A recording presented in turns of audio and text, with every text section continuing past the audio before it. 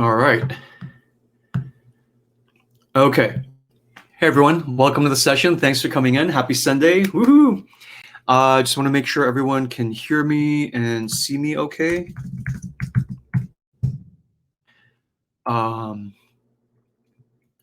Great. Thank you. Yeah, someone was asking how big our crowd is. On here, it's typically probably about 50 to 100 people. The numbers go kind of up and down week to week.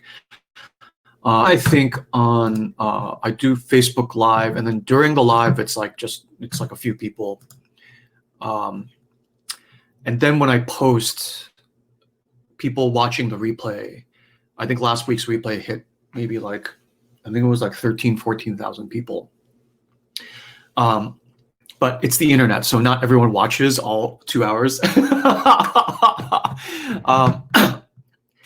And there's all kinds of brainstorms we're having about how we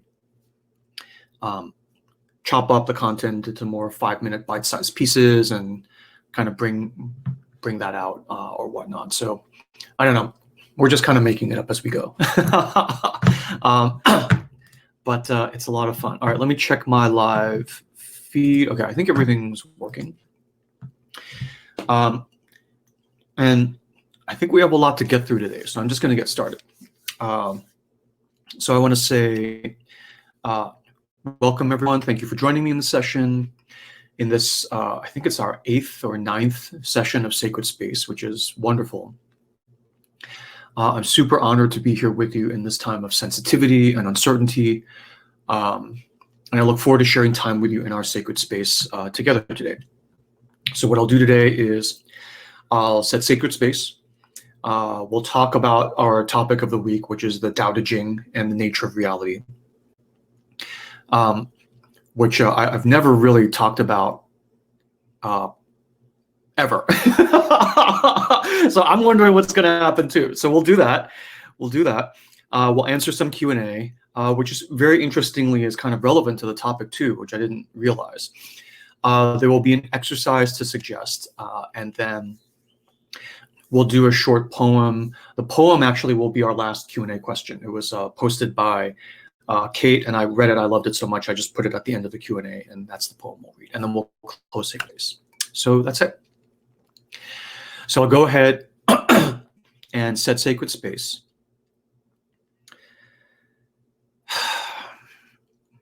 So this is a space devoid of fear, threat, and control, for all of us together to come together, hold space for each other, protect each other while we're doing this. For each of us to be able to, if we want, open to higher guidance from within our own selves, not from outside, but from within. However it is we do that privately within our own selves, but to be safe while we do that. A safe sanctuary space for us all to relax and surrender with no danger or threat, so that we can partake of the emotional nourishment and the spiritual nourishment that comes from being in sacred space together as a group. In an opening sacred space today, I am proposing that we all follow the 4 principles of, I guess we're calling Presidian sacred space. Confidentiality, and since it's the internet, it's via anonymizing your profile before you ask a question, if you care to be anonymous. Number 1. Number 2, no threat or controlling, no fixing, no tough love.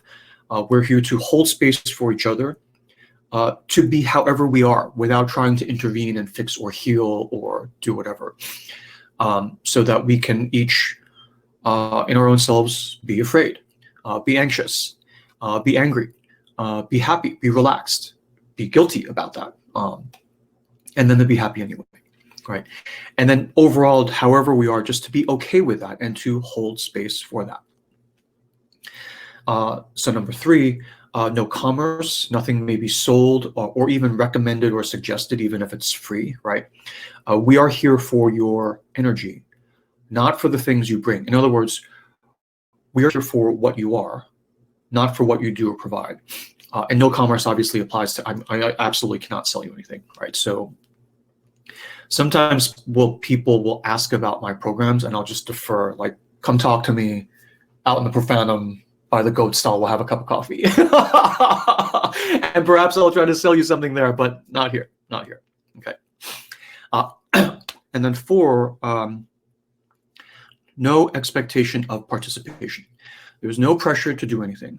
Again, the nourishment comes from the held space of your presence and attention and all of us together. So all of us together holding space, we kind of get this, bolus of momentum going, this persistent kind of great red spot of Jupiter, right? This persistent storm and cloud of sacred space where we're sitting in the eye of the storm and we're perfectly safe.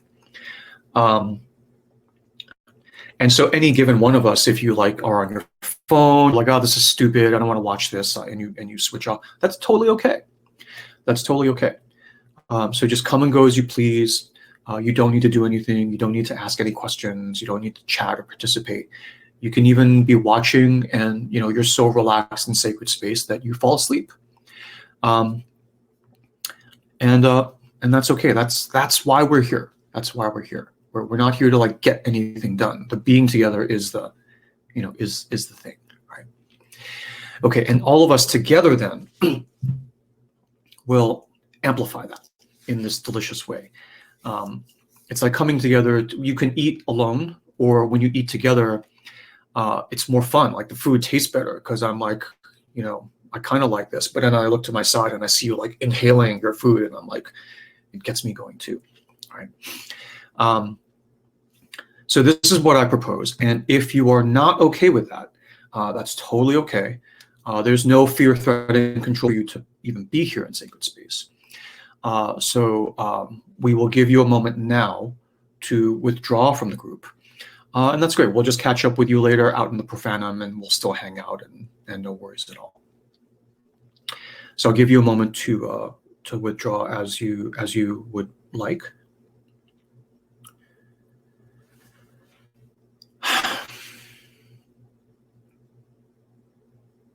Okay. And for now then, with the rest of us, we will move forward together into sacred space. So now as we are in now sacred space together, and the 4 principles are in play: confidentiality, no fear, threat, or control, no commerce, no recommendations, no expectation of participation. Okay. So thank you, everyone. It's nice to be here with you. Okay, so the topic for this week. So coming off the reading of the Upanishads from last session, Gary, my editor, that there was an opportunity to go even deeper into explaining a bit about the nature of reality. And really the way I would do that is to triangulate from 2 poems, right? One is from the Upanishad reading we did of the Shwetashwara Upanishad from last week. And then the other poem I would triangulate off of would be chapter 1 of the Dao De Jing, and a translation that I wrote for my own personal use about 10 years ago.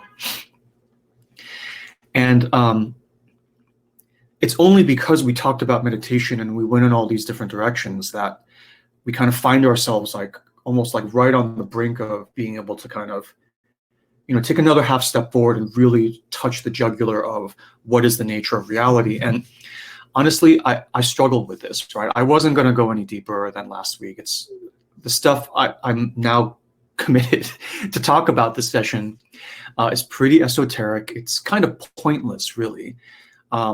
Pointless, mark that for later, pointless, haha. And I mean, most people don't really care about what the true nature of reality is, right? And that's perfectly valid. That makes total sense. And so with pandemic and thinking about, what is the nature of our collective discomfort and fear in the current moment, in the profane moment, really, that's out there right now. I was actually going to talk about money in this session, and money as a life force, which itself is a deeply sacred topic as well. But Gowrie, my editor, whom you met in the session last week, pushed for Dao De Jing this session. And we were kind of going back. She was like, well, do whatever you want. And then she kind of, as she will do, she just threw down and kind of said, well, you do whatever you want. But, it's like, I've only been waiting for you to teach your translation of the Dao De Jing since, 2012. And I was like, okay, we're doing that now. We're going to pull that card now. So I said, okay, fine. I'll do it. Let's do it in this public session. And so we will do one more super nerd session, talk about the Dao De Jing and the nature of reality. And then next we will talk about the deeper nature of money. Okay. You guys hear the bird out there? It's lovely. I love it. Okay. So the way I'm going to do this is I'm going to try to do it in as simple and matter-of-fact manner as possible, without getting into all this mystical, flowery language. It's very plain. It's hard to capture and grasp sometimes because it is actually the plainest fact there is. And so it's hard to, like with the Shankara kind of commentary I keep coming back to, where, he comments in the Kena Upanishad that the one who knows, right, the second bird, the one who knows is never itself the object of knowing, because just as fire doesn't burn itself, fire doesn't illumine itself, right? So the second bird never sees itself because it is the seeing. It is the act of seeing, among other things. And that's why the logo preside is only one bird, because you are the second bird, so you can't see yourself. And so in explaining the true nature of reality, it is this roundabout trick of trying to get you to catch a glimpse of yourself in this kind of,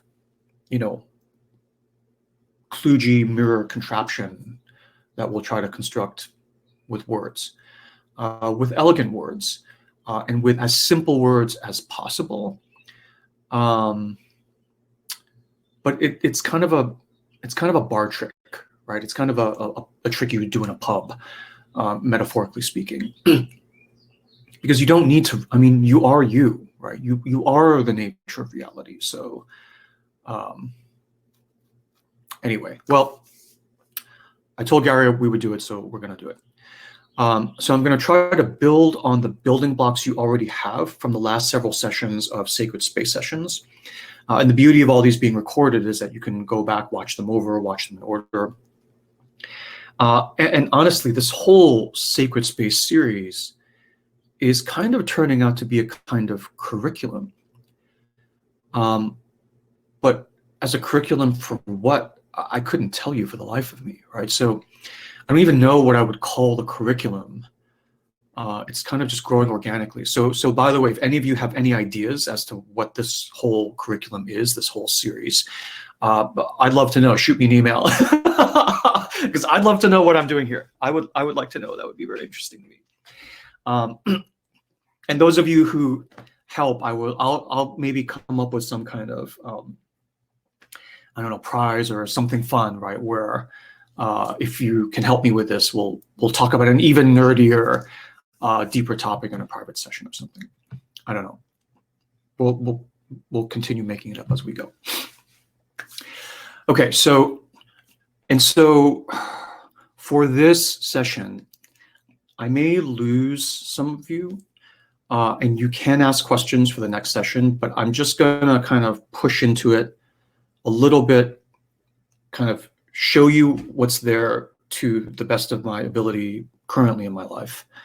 And I'm not gonna go any deeper than this session in the series. I'm just gonna do this session. It'll get pretty deep, a little bit obscure. And then next week we'll go back to like normal sacred space comfort, and we'll do our session on money. So what I'm gonna do is I'm gonna try to do it with two poems. I'll start with the Upanishads reading I did last week in the form of the Shwetashwara Upanishad. And I'll use the same reading. And I wanted to start with this one because you heard it last week. You've had a week to sit with it, so you're familiar with it. I'll highlight some things in this, and then jump to chapter 1 of the Dao De Jing, which is my own translation that I did maybe 10 years ago, and then triangulate back and forth between the sacred poems, the Dao De Jing and the Upanishads, from two different sacred world traditions. I mean, India and China, that's right, those are the two pillars, right? It's like the two oldest, largest civilizations that still exist today.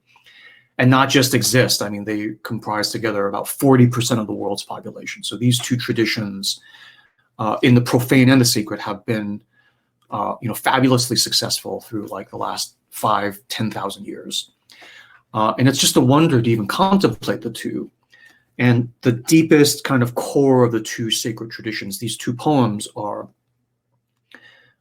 almost like the founding cornerstones, the keystones of each civilization. One of them anyway, one of the cornerstones. And to try to triangulate them a little bit to help you touch the jugular of the essence of basically the ground of reality that they are describing in two different ways. But they are both in agreement because, they're both talking about the one consistent thing. So they're describing it from different angles, but it's in the commonalities between the two poems that you'll hopefully get like the taste of it, because they're talking about the same thing, right? And so I will read the Upanishad first. And actually, as a side note, last week after the session, after it starts, "May the Lord of Love," right? So it's in the masculine gender, and I made some sort of weak apology for the masculine gender of it, and then I went ahead and read it in the as is. And after we closed last week's session, and the camera was off and everything, I was just sitting here.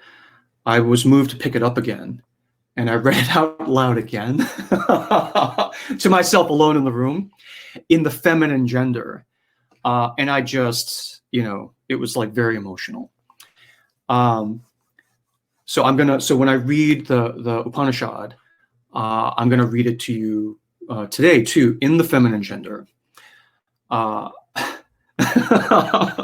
And I'm gonna try to do it, without crying. I'm already failing. So let's do it. Okay, I'm gonna try to keep it together, get my big boy pants on, and just get through this. Okay. So instead of Lord of Love, and what I'll do with both poems is I'll read them as if I've typically, in the same way I've been reading all the poems so far. I'll read them once with like my color commentary. And then I'll read it again, probably still with some commentary, but like straight through so you get the feeling. Here, it's less about the rhythm, especially my awful translation. But more about like trying to make sure you squeeze the juice out of it that we're trying to get to you.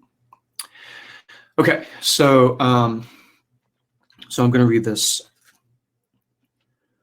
May the goddess of love, who projects herself into this universe of myriad forms, from whom all beings come and to whom all return, grant us the grace of wisdom. Happy Mother's Day, by the way. She is the fire and the sun and the moon and the stars. She is the air and the sea and the creator, Prajapati. She is this boy. She is that girl. She is this man. She is that woman. And she is this old man too, tottering on his staff. Her face is everywhere. She is the blue bird. She is the green bird with red eyes. She is the thunder cloud. And she is the seasons and the seas. She has no beginning. She has no end. She is the source from which the worlds evolve. From her divine power comes forth all this magical show of name and form, of you and me, which casts the spell of pain and pleasure. Only when we pierce through this magic veil do we see the one who appears as many. Two birds of beautiful plumage, comrades inseparable, live on the selfsame tree. One bird eats the fruit of pleasure and pain. The other looks on without eating. Forgetting our divine origin, we become ensnared in the world of change and bewail our helplessness. But when we see the goddess of love in all her glory, adored by all, we go beyond sorrow. What use are the scriptures to anyone who knows not the one source from whom they come, in whom all gods and worlds abide? Only those who realize her as ever present within the heart, attain abiding joy. The goddess, who is the supreme sorceress, brings forth out of herself all the scriptures, oblations, sacrifices, spiritual disciplines, the past and present, the whole universe. Invisible through the magic of Maya, she remains hidden in the hearts of all. That's it. All right. So there are, to make this not an 8-hour session, there are 3 concepts in this passage that I would like to highlight for you. The first is this concept of from her divine power comes forth all this magical show of name and form, of you and me, which casts the spell of pain and pleasure. Only when we pierce through this magic veil do we see the one who appears as many. The one who appears as many. Okay. That's the first concept. So this idea that she is the ground of, so the Lord of love / the goddess of love is reality itself, right? When you say something, is this man, is that woman, is this old man too, is the bluebird, is the green bird, has no beginning, has no end, and who projects herself into the universe of myriad forms, from whom all beings come, all beings, the rock, the stone, the tree, the jerk at work, right? All beings come and to all return. Grant us the grace of wisdom. It's a prayer for her to grant us the ability to see her directly, even for a glimpse. So we know that it's always her, right? Even the person stabbing you is her. You are her. The knife is her, okay? So this goddess that we are referring to here is the ground of reality, right? That's why it's always curious to me. I mean, it's a patriarchal society, but it's like, it's obvious that the second bird is feminine, right? People will often say, especially medieval, sort of, the sun is masculine and the moon is feminine and the moon changes her cycles. And she doesn't have her own light, right? She reflects the light of the masculine sun. Ha ha ha, right? It's like, okay, guys, okay. Nice one, right? But the reality is that's not the dichotomy between feminine and masculine, right? The real dichotomy of feminine and masculine is that the sun, powerful, lit, bright, is the masculine. But the feminine is not the moon. The feminine is all of black space. Against which masculine is a little like ember.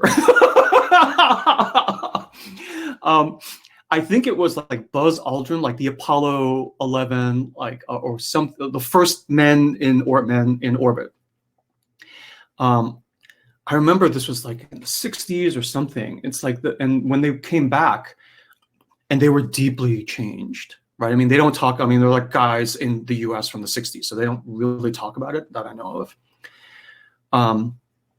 But some reporters asked, did you find God up there? Right? Did you find God? Because it's like the first time, humans in orbit to be able to see space. And one of them, I'll never forget, I forgot who it was, said, yes, she's black. One of the American astronauts said this. Yes, she's black. And then the reporters were like, and they just moved on to the next question. So even in that, anyway, there's a whole talk we can do on just that phrase. But So that's the one who appears as many. So the ground of being, and the sun, the masculine, comes out of black space, obviously. Right? The bird number one, the first bird, comes out of the second bird, as we said in the last session.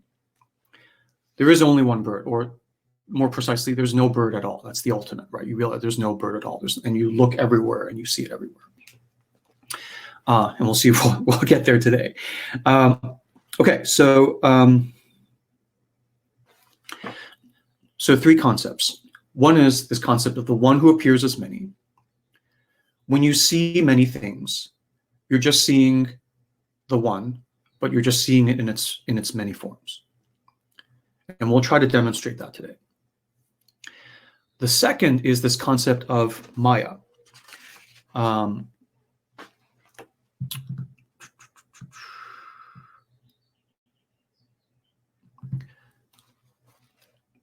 Actually, let me do this way. The second is the concept of Maya, and it's here near the end of the passage I selected. The goddess, who is the supreme sorceress, brings forth out of herself all the scriptures, oblations, sacrifices, spiritual disciplines, the past and present, the whole universe. Invisible through the magic of Maya, she remains hidden in the hearts of all. So what is this Maya? Even Easoran doesn't translate it into like illusion, or there's just no word to translate Maya from Sanskrit into English. Because it means like 7 different things at once. So it means, it can mean illusion. It can mean creative cunning, right? So an artist like Picasso has Maya when he like paints his paintings. It also can mean measurement, like when you measure out a meter, right? And you cut the thread. It's one continuous thread, but you're arbitrarily saying this length is a meter. And it's totally arbitrary, which is why we need to keep the standard in the middle. I think it's like in France somewhere, it's like the actual meter. Because if we didn't, it would like melt into nothing, and our whole world would fall apart. Our whole illusioned, imagined world, mutually agreed upon imagined world, would fall apart. So we have to hang on to it. So the question of Maya is, the one appears as many. How? Through this thing called Maya, this dance move called Maya. Okay, so that's how the one shatters into many. But you don't need to worry. It's always the one. It's just an illusion, which is not to say that it's fake. It's real, right? If I where's my head pen? If I tonk you on the head with this pen, right, you will feel it. It's real. So we can talk about illusion all we want. It's like it's real. Like when I punch you in the face, it's real. Okay. So there's an act that happens, which is Maya, the casting of Maya, that makes you see the world of forms. How do they say it here? Projects herself into this universe of myriad forms, right? And then the listing of everything. It's so Hindu just to like list everything, to like drum it into you, because these were all passed on through oral tradition, so that you couldn't write it down, you'd have to remember it. And the question then is, how does Maya work? Because if you could figure out how Maya worked, you could potentially undo it to see the world as one, not as many. Right? Which would, the movie's still going on, but if you could figure it out, you could turn the projector off, look at, the movie theater, which is actually kind of boring in itself. But you're like, okay, and then let's turn it back on, and you finish watching the movie. Right? But you have the choice of zipping back and forth as you please. And you do whatever you want. Everyone's just doing whatever they want, which is beautiful, right? It's the play, it's the lila, it's the play, it's the joyousness of the universe. Just like sacred and profane. That's why I'm not like, oh, everyone needs to be more sacred, so we save the world. I'm like, everyone do whatever you want. I'm explaining the sacred just to show you have this like playroom in the house that you don't have to go to, but you can if you want, and relax. And did you know your house has a hot tub and you can go relax in it at any time? But you don't have to, right? Same thing here. So the one appears as many through the action of Maya. And the mechanism of Maya is hidden in the name, in the word Namarupa. Namarupa, okay, which is name, form. Where does it show up here? Okay. From her divine power comes forth all this magical show, magical, illusory show, projected show of name and form, of you and me, which casts the spell of pain and pleasure. And you're like, oh, pain and pleasure is just an illusion. Again, when I stab you, it still hurts. It's real, right? But illusion in what sense? In the sense that, well, we'll get to that. And so what Namarupa is, Nama, name, Rupa, form. And here he just translates it directly, magical show of name and form. And so the way the one ball of thread is cut by Maya, this cutting action, into you and me and she and I and this child and that boy and that girl and that woman, you know, the seas and the thunderclouds, all of that we just read, right? So the way Maya works to cut the one, apparently cut the one into many, is through the mechanism of name and form. When you name something, you cut it off from the rest of reality. And we'll come back to this. But when I call this a pen, I have cut it. I have pointed to the form and given it a name, pen. Okay. And the minute I do that, I have created a thing called a pen. Now you're like, no, it existed before. It's like, no. Generations of humans before and did that, and then we basically carried it forward. Right, and this will be more specifically described in less flowery language, more matter-of-fact language in the Dao De Jing when it's translated in a non-spiritual way, right? But that is the mechanism, name and form. Because you can't actually cut the physical thing. The reality of the world is that there is only one thing that actually exists. There is no second thing. So the only way I can make the one thing appear to be a second thing, or multiple things, 10,000 things, as we'll see in the Dao De Jing, is by playing this game where I draw a frame around a part of it, a form, and I call it a name. That's the magic of Maya. That's the spell I cast, right? So who am I? I'm Artie. Am I one person? Yes, I'm a sovereign individual. I have rights. I have a social security number. I can sue you if you punch me, blah, blah, blah, blah, blah, right? So I'm one thing, inseparable, indivisible, one sovereign thing. All right, then, what's this? Oh, that's your hand. That's my hand. So it's not me. Well, it is you, but it's also your hand. It's like, okay, you can draw a frame around it and point to it, rupa, form, point to the form, and name it, hand. And you've created a separate thing. There's Artie and his hand. They're two separate things. Sometimes they're the same. I don't know. It gets complicated. Look, squirrel, let's just keep going. Let's keep going. All right, let's go trade some goats in the profoundum. Let's not talk about it. But the mechanism by which you did that was you pointed to a form and you named it. That's how you cut it off from me. And now there's a separate thing called my hand, and it has its own free will, and it can do all these things, right? Okay, so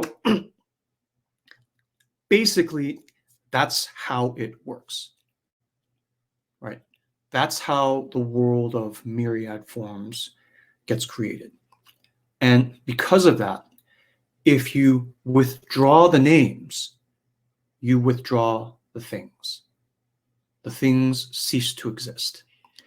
In the Enlightenment sort of state of mind, there are no things and there is no time. This is the direct experience of people who have been there through the levels, whatever. And so another example of this is, okay, so that's my hand. Okay, Sherlock, great. So that's my hand. You've separated it, blah, blah, blah. And I can say, well, what's this thing here? Children will ask, well, Mama, what's this? Or what's this thing on the wall? And she'll be like, well, that's the door, that's the car, that's the dog, that's the cat, that's the wall, that's the ceiling. And then they'll point to some like stain on the wall. And they'll be like, what's that? Some wrinkle in the stucco. Right? And the mom or dad will be like, I don't know. That's nothing. And the kid's like, what are you talking about? That's nothing. It's right there. I can see it. You can see it. Right? But the parent is like, no, that's nothing. That's nothing. Right? Eat your porridge. That's nothing. And the child is trained into what is a thing and what is not a thing. And typically, the things are defined by their usefulness to us in the profane world. Saying the hand is useful because when my hand is broken, I need to fix my hand.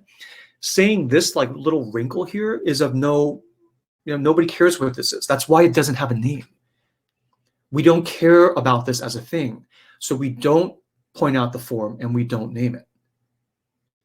And that's the only reason why my hand is a thing. And this little blotch of pinker skin here is not a thing. Right? And I'm not talking you anatomical physicians out there. You're like, well, that's the whatever. And I'm like, no, I don't mean in general pink skin. I mean this specific patch right here. And like, well, that's just nothing. I was like, yeah, that's no thing, nothing. Now, this is not a critique. It's simply, there's no should here, right? I'm simply describing a state of affairs that is so, right? Which is kind of tiresome because it's like, okay, those are the lines of the soccer field. Can we play now? Can we like get out of the sacred and start like scoring some goals? And I'm like, okay, let's do it. I'm no fun, right, when I talk about this stuff. Now, I apologize. I'm like moving quickly. If I were teaching a real class on this, which I probably never will, I would have visuals. It would probably have to be in person so I can like watch how you're taking it and like nudge you in a different direction or whatever. But for now, we're just going to have to roll with it. And, maybe you can listen to the replay. And we can blame Gowrie for all of this. It's all her fault. Okay. So when one is able to perceive the true nature of reality and things fall away and time falls away and has what some spiritual traditions breathlessly call an enlightenment experience, right? It is not a persistent state. It is an event. It's like you see it. It's like you turn the thing and you see it from this angle. Not as described, but as directly experienced from the form, the Namarupa, the form that you happen to be, human, which is kind of an extraordinary event because it is extraordinary for a human, a projection of the second bird, to briefly be able to turn around and kind of sort of indirectly see the second bird through the experience of the Namarupa form of the humanoid, right?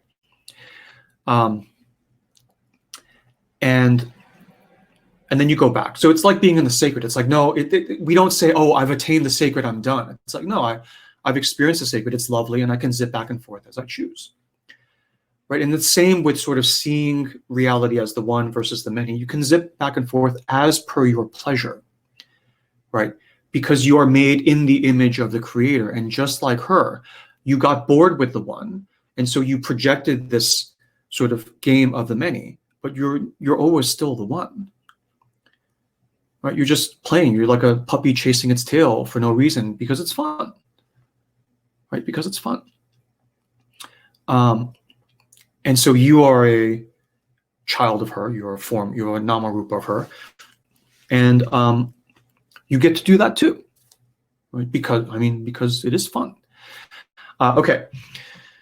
So the ultimate reality of the universe is that there is only one thing that actually exists. It appears as many, but it's actually only one. And it's okay to see it as many. It's okay to see it as one. And the reason you cannot name it, the one thing, we call it the goddess of love, right? But the reason you cannot actually name it is not because of some mystical secret. It's because of the physics of naming. It's just common sense. Because it is the one thing that is the only thing. So there is no second thing. And so you can't name a thing if there is no second thing, right? It's pointless to call me Artie if I'm the only human on the planet and there is no second human. I don't need a name because there is no Gary, there is no David, there is no Nancy, right? To distinguish between, because, if there's only one, then you don't name it because there's only one. There is no second thing for the name to Namarupa Maya cut it off from. And that's why it's nameless. And that's why it's so hard to talk about the one, right?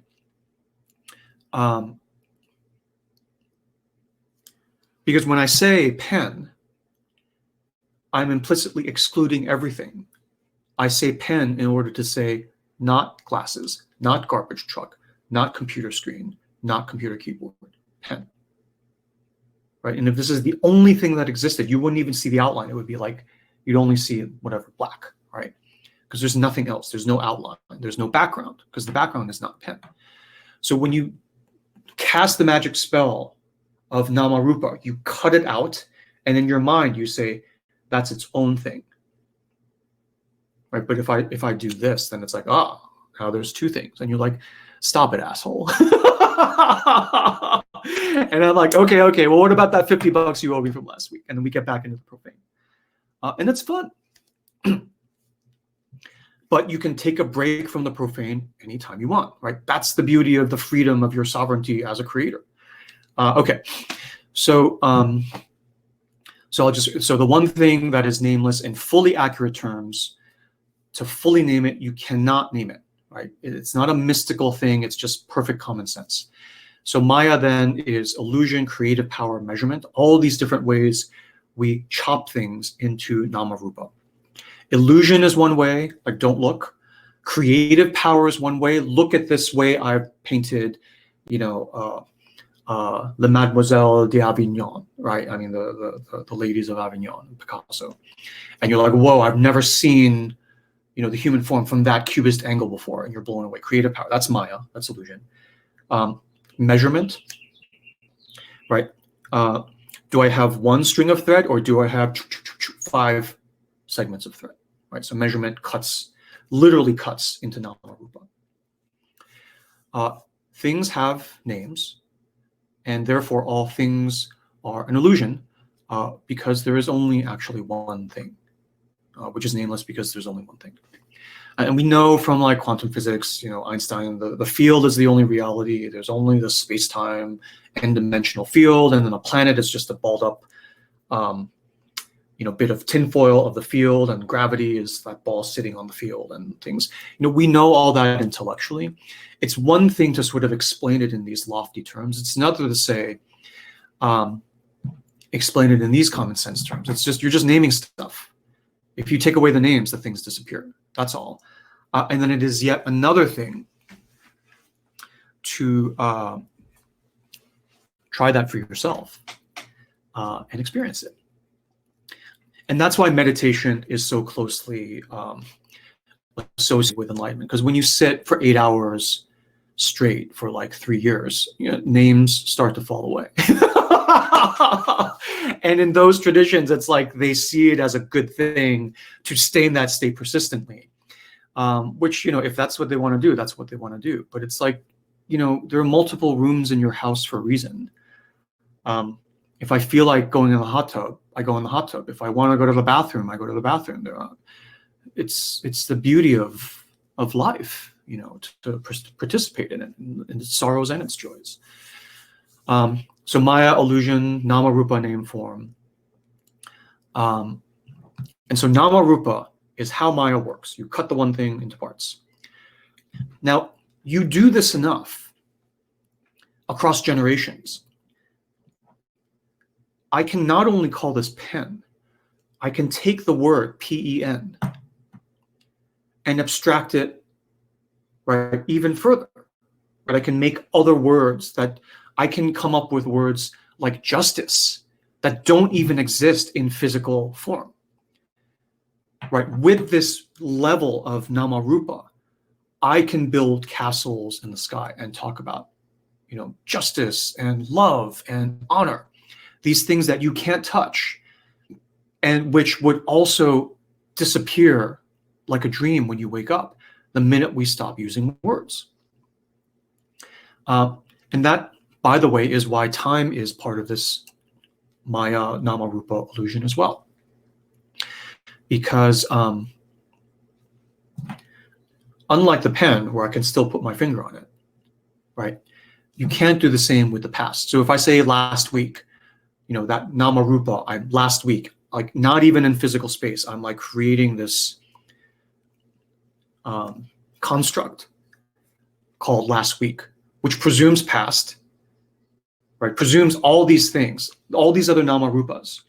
And then on top of that, I get to use this light switch of last week and the whole room lights up, okay? And this is not bad. I'm not saying we need to escape from this. I'm just trying to sort of outline how it actually works, right? So I say last week. The minute I say, okay, well, don't use, you can try to flip the switch, but you can't use electricity. You can't use words. Now, without using words, show me this last week. Show me. Show me last week without using words, without the magic spell of Namarupa, naming the form in time. Show me last week. Give it to me.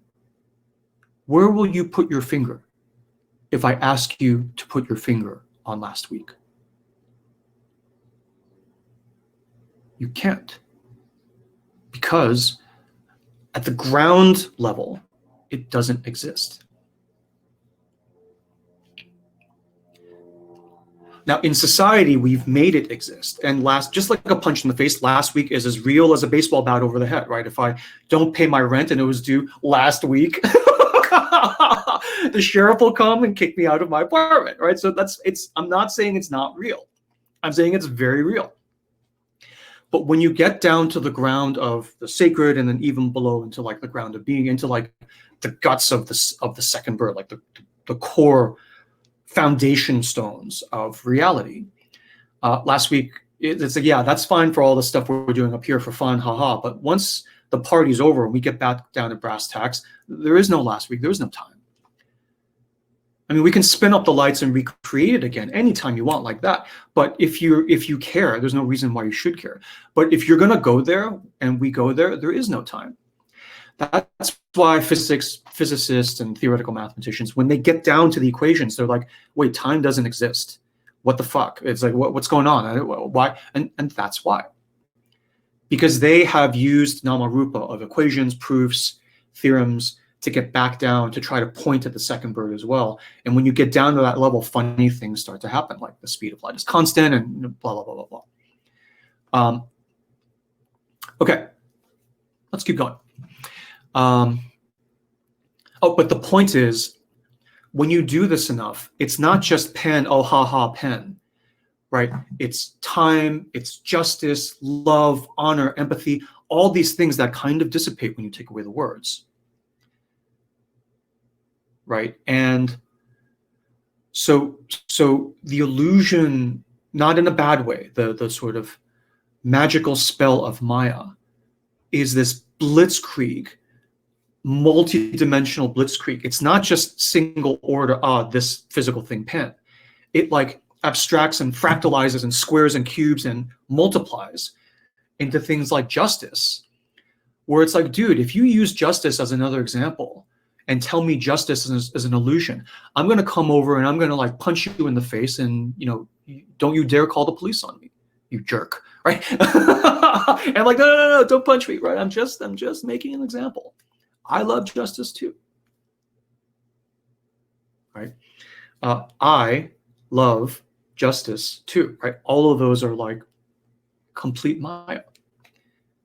But to me, they're real, right? When you translate that line of the Upanishads as illusion, illusion is kind of a judgy term. It's like, oh, we want to, and this phase of life that the Upanishads is designed to support, the forest dweller phase, is that they're trying to help you detach from the world of Maya, away from the profane into the sacred. So they are biased, right? They'll call it illusion, and they'll be poo-pooing, and it's like, don't keep going, don't look back, right? So I honor that, but they're describing it for a very specific support of a very specific life phase. But when you look at the overall thing, there's nothing wrong with the illusion. It's like here in the Silicon Valley area, right? All of these like high-tech billionaires are like all about non-duality, and how do we come up with like a contraption, a device that will like throttle your brainwaves, like get you into this non-dual state. And I'm like, that's kind of interesting, but I'm like, what's wrong with duality? All right. I mean, do you not like the vegan burger you're eating right now? Do you not like the textures of the contrast of salty and sweet and fatty? Do you what's wrong with duality? All right. Okay. So so that's my first read. Let me read it again, because I'll read it twice, and I'll read it again in the feminine just because. And then we'll move on to the Dao De Jing. Okay. And I apologize, this may run longer, but time doesn't exist, right? So I can go all day and you'll all stay with me. All right, so let's do this. May the goddess of love, who projects herself into this universe of myriad forms, from whom all beings come and to whom all return, grant us the grace of wisdom, of seeing, of realization. She is and this is the realization that the verse is then delivering to you on a silver plate, right? If you have ears to hear. May the goddess of love grant us the grace of wisdom. She is the fire and the sun and the moon and the stars. She is the air and the sea and the creator Prajapati. She is this boy. She is that girl. She is this man. She is that woman. And she is this old man too, tottering on a staff. Her face is everywhere. She is the bluebird. She is the green bird with red eyes. She is the thundercloud. And she is the seasons and the seas. She has no beginning. She has no end. She is the source from which the worlds evolve. From her divine power comes forth all this magical show of name and form, of you and me, which casts the spell of pain and pleasure. Only when we pierce through this magic veil, not that you have to, but you can if you want to, only when we pierce through this magic veil do we see the one who appears as many. Two birds of beautiful plumage, comrades inseparable, live on the selfsame tree. One bird eats the fruit of pleasure and pain. The other looks on without eating. Forgetting our divine origin, we become ensnared in the world of change and bewail our helplessness. But when we see the goddess of love in all her glory, adored by all, we go beyond sorrow. What use are the scriptures to anyone who knows not the one source from whom they come, in whom all gods and worlds abide? Gods are words, worlds are words. Only those who realize her as ever present within the heart attain abiding joy. The goddess, who is the supreme sorceress, brings forth out of herself all the scriptures, oblations, sacrifices, spiritual disciplines, the past and present, the whole universe. Invisible through the magic of Maya, she remains hidden in the hearts of all. Happy Mother's Day. Happy Mother's Day. Happy Mother's Day. All right. Okay, so that's one poem. Can you say which page number? Yes, I can do better than that. Let me pause really quickly. I found it online. So this is not the full Upanishad. It's a fragment. Just chat. I posted the link to the chat. But the passage I read is embedded in that larger passage, so you can have it. All right, so we're, well, now I lost my window. Okay, here we are. Okay, so you're all still with me. I'm like, you're all still with me. Thank you. I would have thought half of you would have marked me as spam by now. All right, so let's do this. So, okay, so this states what is happening, name, form, Namarupa, Maya, etc., etc. But it does not explain the mechanics of how it happens. I mean, I just explain the mechanics kind of, but how does this thing happen, right? How does this thing happen and then sustain in illusory form, right? How? And to explain a bit more of the how, I will turn to the Dao De Jing. Now, Daoism is a strain of thought that is native to China, native to the Chinese mind, just as Hinduism is native to the Indian mind. And one way to think about Daoism is we've all had exposure to Daoism in some form. And the main exposure is through Zen Buddhism, even the popularized mainstream Zen Buddhism. The way to think about it is that Buddhism came from India to China through the saint Bodhidharma, the first patriarch of Zen Buddhism. And then in China, Indian Buddhism, which is kind of like Hinduism stripped for export, right? So Indian Buddhism blended with the native tradition of Daoism, and together became Chan Buddhism, Chen Buddhism, Chen Fo, right? And Chan Buddhism is Zen. So Chinese Chen Buddhism went to Japan, and in Japanese, Chen is Zen. And then it came to the US, the West. So we have Zen Buddhism. So in Zen, the way to think about Zen Buddhism, the Buddhist part of Zen Buddhism is the part that's like right speech, right dharma, rules, sangha, doing it this way, doing it that way, the Four Noble Truths, the Eightfold Noble Path, etc. So all the rules, all the structure. And then the Zen part of Zen Buddhism is the Taoist part of Zen Buddhism, where the Taoist part of Zen Buddhism is the part of Zen Buddhism that is the Zen, right? Where the attitude is like, dude, chill, man, everything's going to be all right. For that reason, it could be called Taoist Buddhism instead of Zen Buddhism. I mean, Chan is basically that. But the Taoists are horrible marketers because they're so chill. They're just like, whatever, bro, you just do whatever you want with my stuff. You do you. It's all cool. So that's how I think about that. That's how I think about that. Now, the Dao De Jing is some 81 chapters. It's the central founding text of Daoism.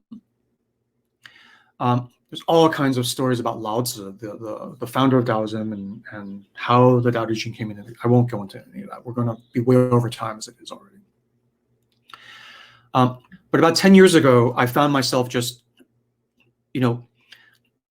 translating these texts because just in my journey, I was diving into the Dao De Jing, and when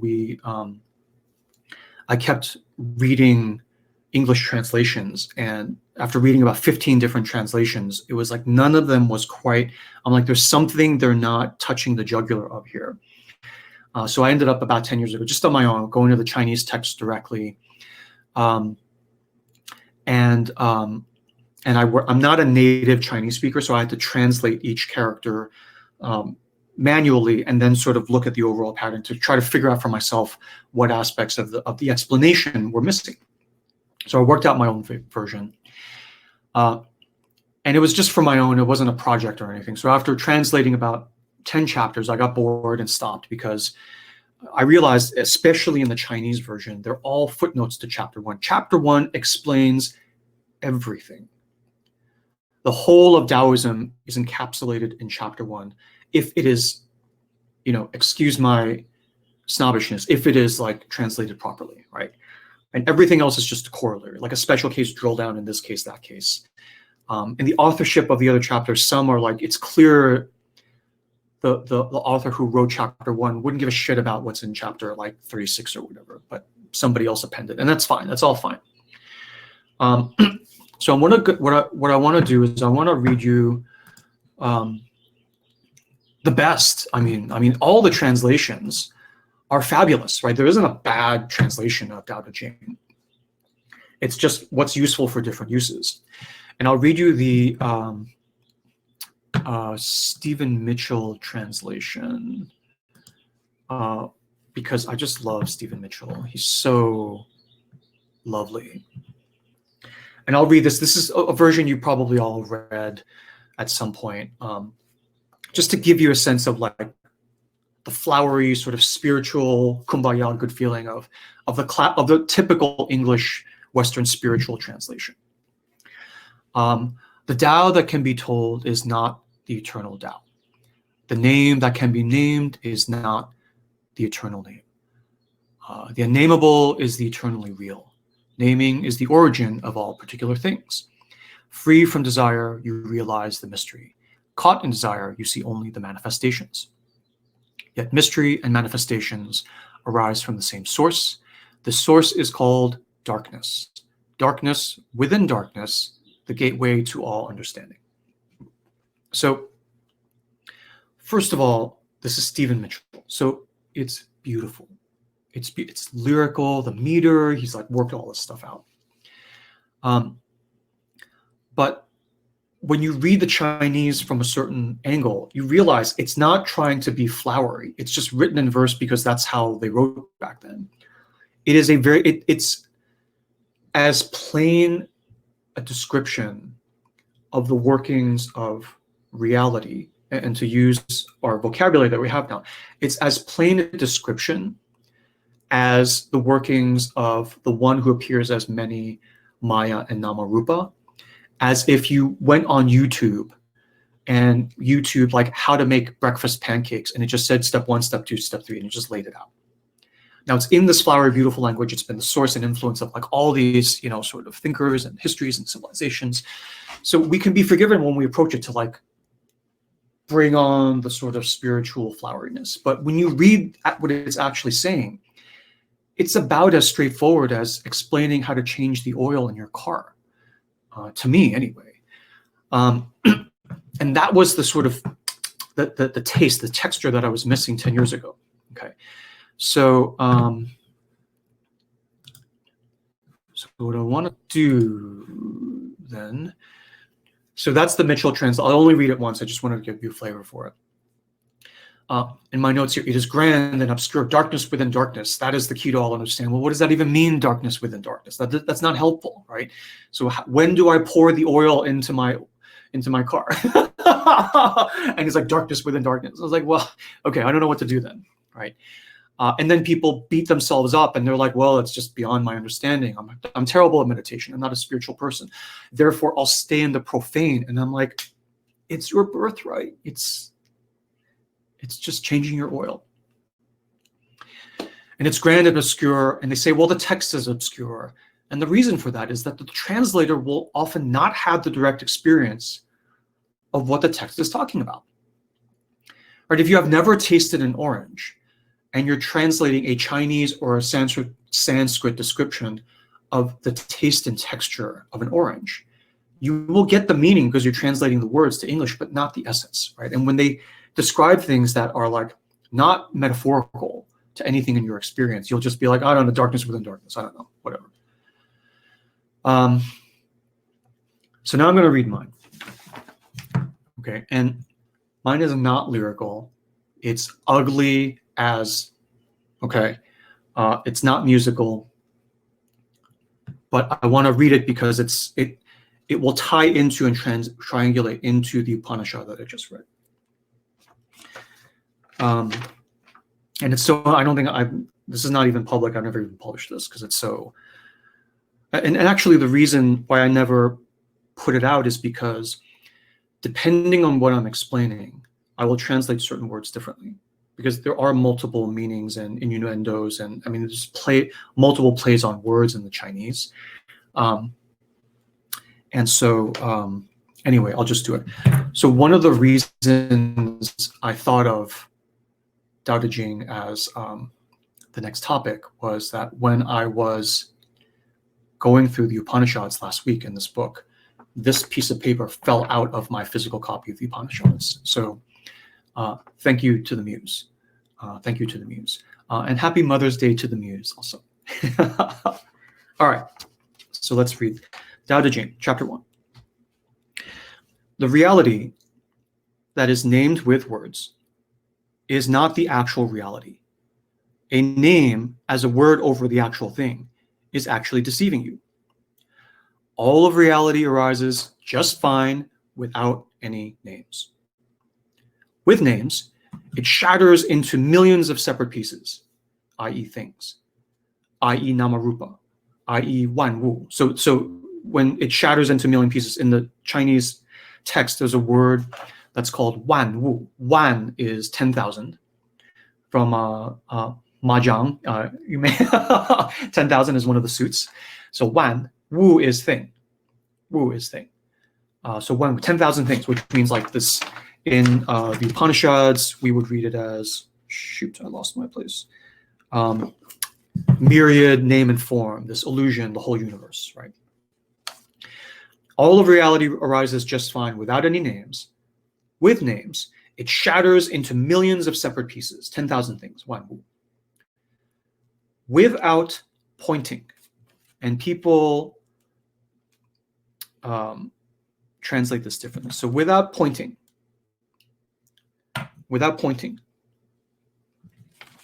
slash intention is another way of, but pointing is more matter of fact. Intention is like, well, am I a good person or am I a bad person? I just go pointing.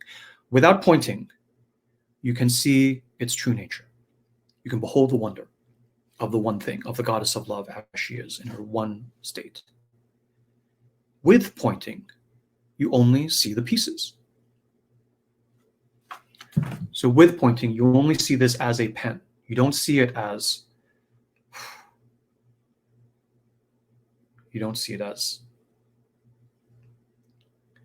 right? In that story of the Buddha, when he held up a flower and smiled, he couldn't help himself, so he smiled slightly. And none of his disciples got it except for Kasyapa. And Kasyapa smiled back, right? He wasn't holding a pen, he was holding a flower. And this is exactly what he was referring to.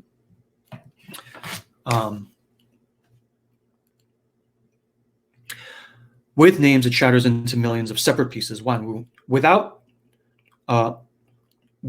pointing, you can see its true nature. You can behold the wonder. With pointing, you only see the pieces. Now, this is like the extra step. These two things, the wonder, the dissembled pieces, they are the same, but they are named two different things. These two things, the wonder, the goddess of love, the oneness of everything, and the dissembled pieces, the things that are cut through Maya and Namarupa into Wanwu, 10,000 things.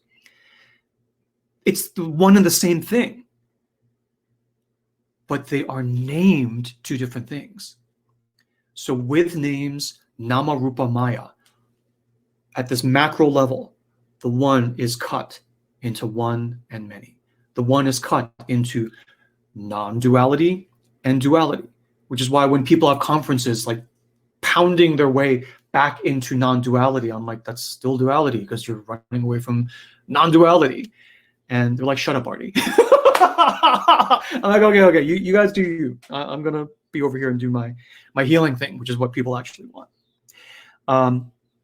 So these two things, the wonder and the dissembled pieces, they are the same one thing, but they are named two different things. So this naming scalpel cuts it at that level. It cuts it at the pen level, at the Artie level, at the Artie's hand level, but it also cuts it at this macro cosmic universal level.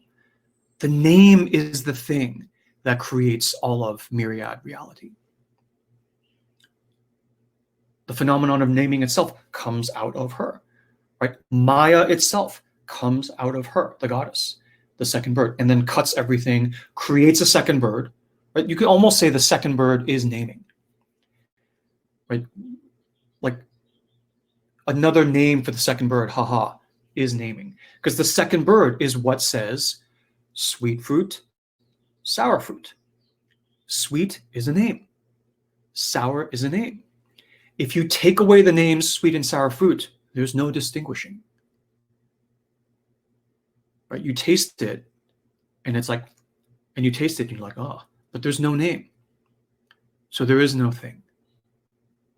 And then there's just fruit, and then fruit disappears as well. Because if you're going to take away those names, you may as well take away fruit as well. And then fruit, like the pen, dissolves back. I mean, nothing's happening molecularly. It's in your perception. It dissolves back into the oneness of everything. And then for some people, that can feel very pleasurable, which is why back in the profane, they curse and swear and try to claw their way back to it. But it's already them. It is them. You never actually lose it. So the last 3 lines. So these 2 things, the wonder and the dissembled pieces, they are the same, but they are named 2 different things. Chung, voila, abracadabra.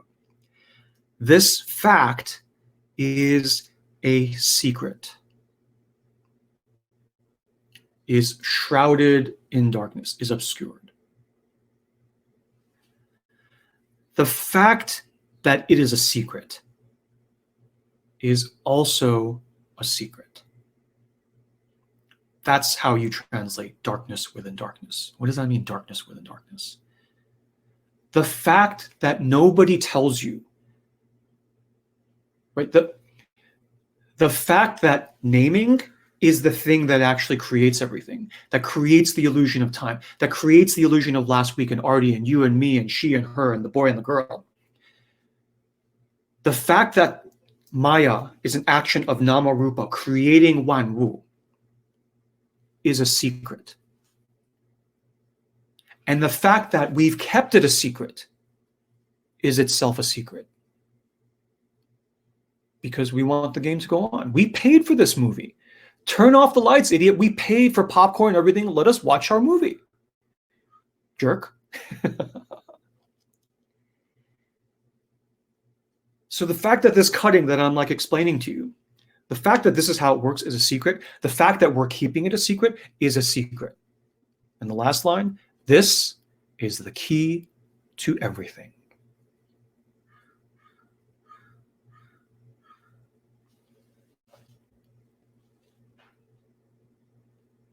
Okay. So I'll read it again before we stop, but that's why I never published my version, right? Because I have to like explain it, talk through it. It's not lyrical. It sounds like I'm changing the oil in your car.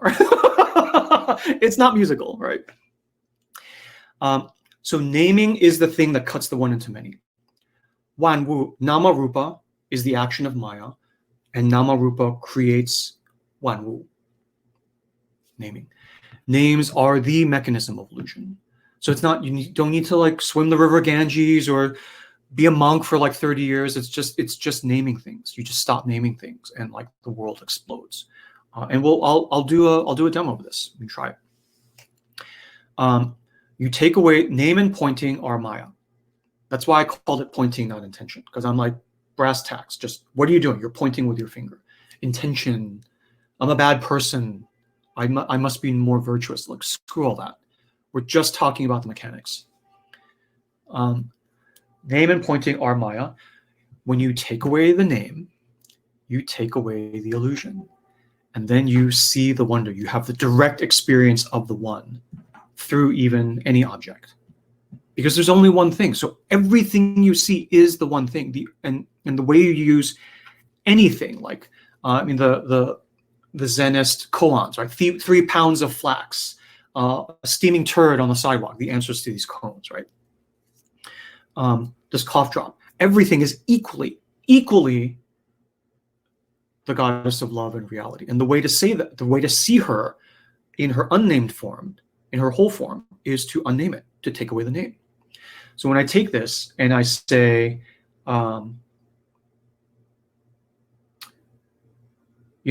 just like with last week, I say, go buy me one of these online. I'm just making this up, without using the words cough drop. You will come back empty-handed. I mean, the keyboard is like, this is This is the instrument of illusion, because you can only use this with names. This is pecking out individual names, right? All of the internet, all of everything is ones and zeros. It's all named. And again, there's nothing wrong with that. I made a ton of my money on like internet, so I love it. I love the profane. But we need to be clear about what is what, right? What is sacred? What is profane? What is the many? What is the one? So that we can have full freedom within these realms that we occupy as, kind of minor gods, to have our like creativity and generativity and fun. We get to have fun too. Where it's not our lot only to suffer as humans. We get to have fun too.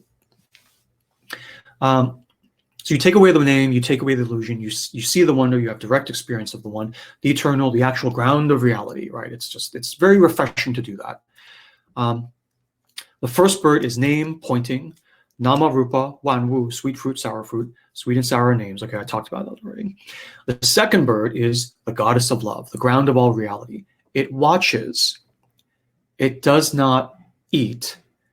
I could say that in a different way with our vocabulary now. The second bird, the first bird eats of the fruit of the tree of life. Here a sweet fruit name, here a sour fruit name. The second bird watches, but does not name. The third watching does not name. Right? So she doesn't say sweet fruit, sour fruit. She just watches everything happen like a blank, like a dumb animal, right? But not so dumb. She does not name. She does not cut because she is the one. Right, so when we talk about just as a standalone, the two birds thing, we say does not judge. And the reason I say judge is because when you're sitting there, if I say don't name things, you're like, what is he even talking about? So I say don't judge because what judging feels like you're chopping something, right? You're cutting something off from you. Oh, she's not me. She's a bad mother. I'm a good mother. So she's separate from me and she's lower. So you're like judging, chopping, Namarupaing her down. So I say to get people to get value out of it, I say don't judge. But it's not even judging, because judging is this kind of value-based thing. It's just the elemental thing you're doing is naming to begin with. Even if I say you're a good mother, I'm still naming you. And the second bird does not name. Does not name. Okay. So the secret, the veil between the one and the many. I need to find this again. Horrible with my, apologize. Where did it go?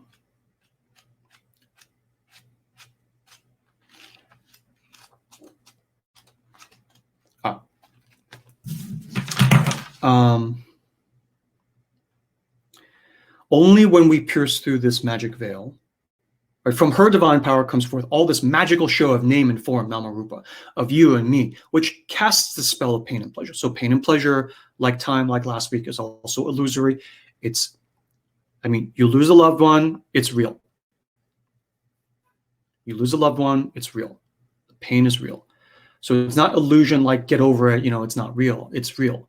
But it is a part of the one and many, et cetera, et cetera. Okay. So from her divine power comes forth all this magical show of name and form of you and me, which casts the spell of pain and pleasure.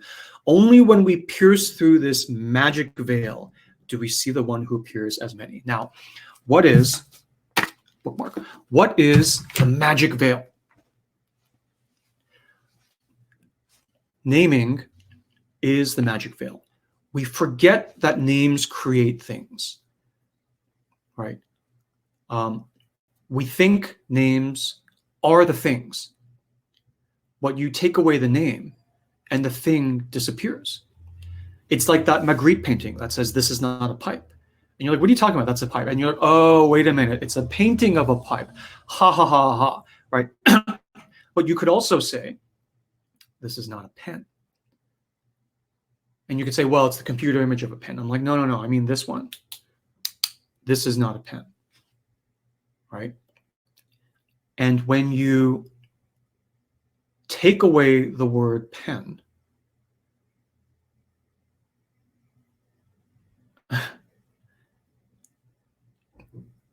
I mean, it's hard for me to put a name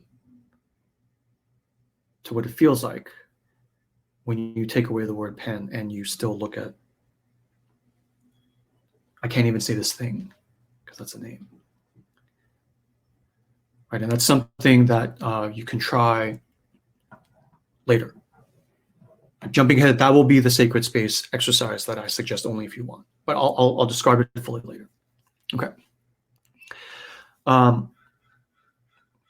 And the key to experiencing this directly is to explore the world of many, but to take away words. As long as you are using words, naming in your mind, it is Wan Wu and Namarupa. But the minute you take away the words, Namarupa disappears. Wan Wu recoalesces back into the one, the Tao. To see the Tao, you simply take away words. That's it. You don't have to go to the monastery. You don't have to do anything. Just practice taking away words. It's very hard to do that in the profane. Right? It's easier to do that in the sacred, which is why we're kind of getting way deep into the realm of the sacred, because we kind of wandered in here, and Gauri's like, "What about that room?" And I'm like, "We're not doing that, are we?" And yet here we are. Okay. So this is why it is impossible to honestly, accurately, precisely talk about enlightenment experience, because the essence of the experience itself is wordlessness. I'm saying you don't need to meditate and build up your chi or balance your chakras. You don't need to do any of that. You just need to stop using names, essentially, and then you sink deeper and deeper, right? As deep as you want. But then if the practice is to stop using names, how do I talk about it? Right? That is the paradox. It's not malicious. It's not like elitist, like you know, dumb bunny dunderheads would never understand this. It's like, I can't talk about it because it's wordless. And it's like, oh, he's so mystical. It's like, no, it's just wordless. Right? Take away the feeling of being impressed and it's just wordless. It's just, drain the oil, flush it, and put new oil in. That's it. This experience then is the pure direct perception of what we have been referring to as the sacred. The sacred. Thinking always lies. You've heard me say this before. Feeling never lies. And this is the underpinning of that. Thinking always lies because thinking is words. You can't think without words. Like I can think in English and Chinese, but I can't think in neither. Thinking requires words, which means the realm of thinking is intrinsically the realm of Namarupa. Which is why meditation is this brute force, kind of 2x4 hitting you of just stop thinking, stop using words. And people don't know how to do that. It's like, I'm like, how do I even do that?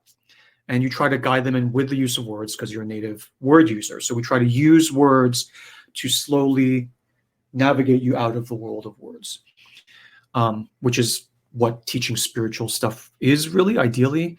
But I don't know. It's not my bliss. I find it to be really boring. So thinking always lies. Thinking is words. Feeling never lies, because feeling is not words. You don't need names to feel. I mean, it helps if I name my emotions and I say I'm feeling really frustrated right now and I'm talking to my partner. It's useful for that, because then you bring feeling into the realm of words, and then in the profane world you can start to horse trade and negotiate.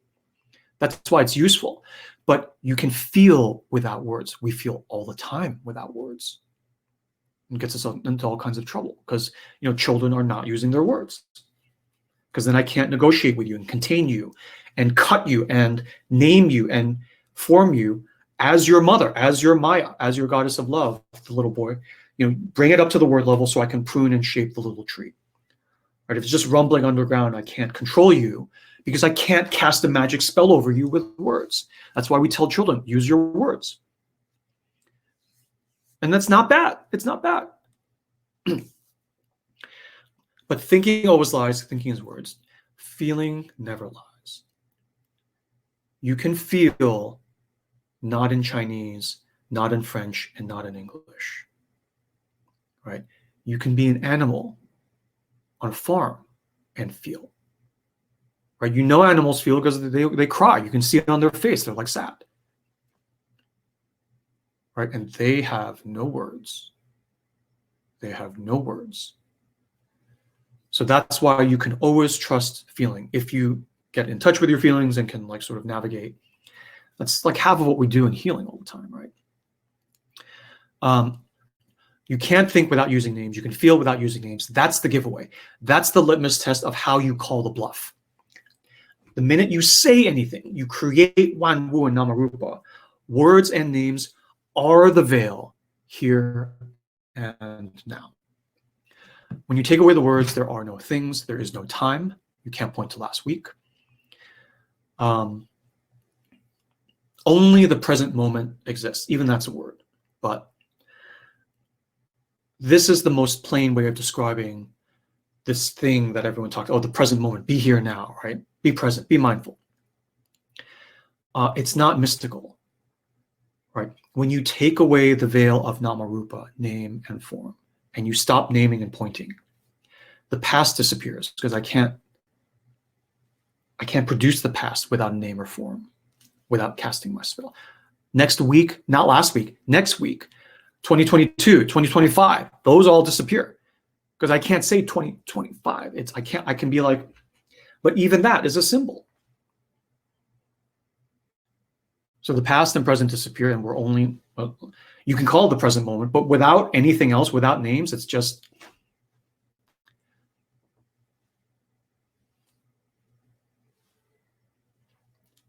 I want to say voila, but even that's a word. I'll read it again. Even Lao Tzu, the author of the Dao De Jing, said, "Those who know do not speak. Those who speak do not know." Ha ha ha. And yet he said that. Even he had to say that, right? So we can't really talk about it to be truthful and high integrity and accurate. To be full integrity, you don't talk about it. But to lead people out of suffering, you have to use words. So this is what we said several sessions ago, the same theme of paradox versus malice. Do you see it as malicious? It's like, oh, this like highfalutin spiritual guy, he's saying I'm too dumb to understand. He won't tell me. He's like, oh, it's beyond words. And I take that in a shamey way. It's like he's saying I don't understand. So you take it as malicious. Or do you take it as a paradox? It's beyond words. I'm not saying you're a dumbass. I'm saying it is beyond words. And then I explain naming, and then you're like, oh, it was a paradox you didn't understand. But when you look at it in a certain way, you get what I'm saying. It's just like changing your oil. Okay. So it's not elitist. You don't have to join my cult, or you don't have to do any of that. It's the birthright. It's not even the birthright. It is all you are. We all are this. And we can't talk about it because what we are pointing to when we talk about it is the very absence of pointing and words and naming and pointing itself. And that is the paradox of teaching enlightenment. And that's why I don't teach it. It's totally boring, except for today. No, emotions determine thoughts. We can argue about that in future sessions. But you always feel, it's like the old business adage, right? Nobody sues because they actually have a case. People sue because they're pissed, right? And so let's jump back into the profane, and I'll give you that horse sense, common sense version of it. All right, so that's it. I've gotten that off my chest. I've fulfilled Gary's request, and we can now move on. Next week, we'll talk about money, finally. All right, so let's read it again. People want to read it again. So I've read the Upanishad enough. So I'll read this. I'll read this twice, just in case I can't control myself and start commenting. The reality that is named with words is not the actual reality. A name as a word over the actual thing is actually deceiving you. All of reality arises just fine without any names.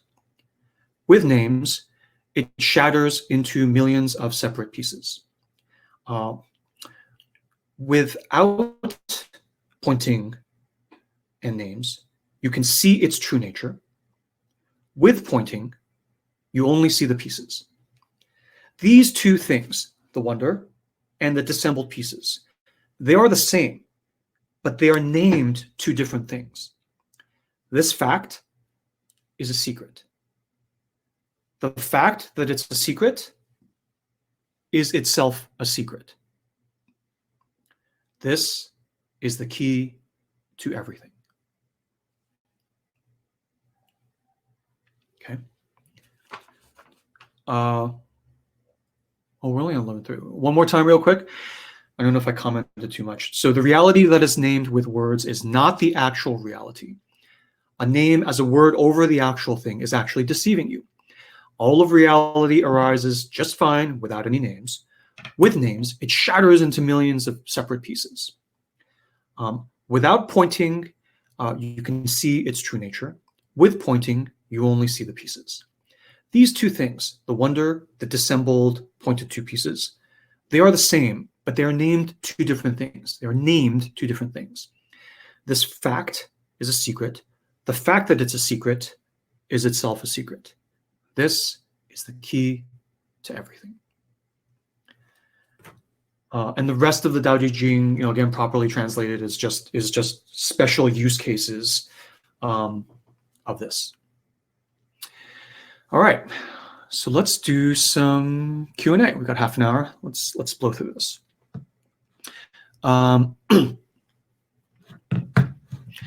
So here we have a question about the muse versus second bird. Actually, I'm going to mark these in the crowdcast since we're in here. Question about the muse versus second bird. So these are in here, so I may not read the full question. After yesterday's session, I presume that the muse is a separate entity that talks only to you, whereas the second bird just watches and never talks. Do you think that the muse cohabits with the second bird? Well, you know the answer to this now, right? No, the muse is the muse is a named Wan Wu out of the second bird. Or are they related? I appreciate there's a metaphoric slant to your teaching. Also, second question is it possible, like it is for some artists and writers, to channel our muse through a lover or a special person? Right? I appreciate any shortcuts or references about one's muse that you have already written or archived as recorded advice. Okay, so let me answer this really quickly. And I love this. I can just blow through these questions because we just laid all the groundwork in the last two sessions or more. So I can cut like a lot of the back explanation. So the second bird is the ground of all reality, the goddess of love. The muse comes out of that. It is part of the play of all things. And the muse then, so in the play of all things, let's talk about the function of the muse. For me, she is like a guiding function. She is like the DNA. So I'm the acorn, and you pour water on me, stick me in the soil, and I start to explode and sprout. The muse is like the DNA within me, telling me like how I grow into the oak tree. Now, the deep ground of reality is not that the DNA or the oak tree is an illusion, right? The oak tree is real. I am real. If I take a branch of the oak tree and hit you over the head, you'll feel it. It's real. So the deep ground of reality is not that the oak is an illusion. The deep ground of reality is that you see the ground when you look at the tree and you do not say the word tree. Okay. You look at the tree without pointing, without naming, without intention, without grasping, without judging. You just look without eating.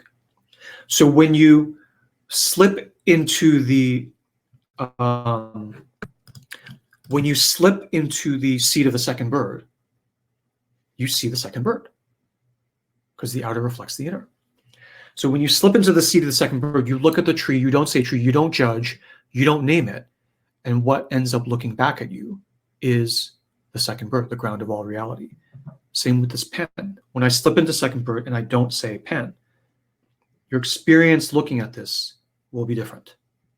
It's hard for you to do it while I'm like yapping at you, okay? But you can try this later. Just from my notes here, I'll just add this. It's like that William Blake poem. Auguries of Innocence, which is very long, but the first 4 lines are famous. To see the world in a grain of sand and heaven in a wild flower, to hold infinity in the palm of your hand and eternity in an hour. When you are in this state, the muse guiding function works more easily. It is not blocked because you're like this, but it is still separate from the ground of being and the second bird. Okay, so that's my answer for that. And your question on the lover and special person, this is a point of style for me. Okay, so you can sort of channel your muse from a lover, a special person, a guru. You can like, oh, you know, I get my muse downloads from Artie. You can do that, but to me, it's a little bit, it's a style point. And to me, for my style, there's no right or wrong answer. It feels a little bit rude to put that function on another human being, right? I mean, it's lofty and it's wonderful, but it's like you're basically using them for the muse channeling, not for them as they are. It's like the sacred, lofty, perhaps unassailable version of using someone just for the sex, right? You don't really love them, but oh, the sex is great, so you're using them. And you may say, well, it's not sex, it's the muse, so it's okay. And I'm like, I don't know that that's really okay, right? I mean, Picasso did this with all of his like mistresses, and he painted this incredible legacy of the muse flowing through him into the world. And he left like a trail of wreckage behind him. And it's like, I don't know if that's okay, you know? I don't know if that's okay. I mean, I don't think it's okay, but I'm just trying to be not judgy. And so, okay, so in terms of past items on the muse, if you're in live group advising, you know, the monthly kind of thing, you can do an archive, search in the archive on the muse. And there's maybe like 6 or 10 more items from the past 2 or 3 years where I talk specifically like the muse versus the monkey mind. Does the muse actually care about me, or is she just using me and then like she's going to throw me away like Kleenex? Many, many more questions there. But we've hit it a lot here too with the golden thread and everything else. Okay, so that's that. Here we have a question about depression. Hey, Artie, thank you again for all you're doing to heal and raise consciousness in the world. Thank you. I wonder if you could talk about the nature of depression specifically. I remember your metaphor for depression in the first Sacred Space session, and it has stuck with me. How do we work with feeling crushed? Okay. Why do some suffer more than others? How do we awaken through personal suffering exactly? Is quiet desperation necessary in the process, and why? The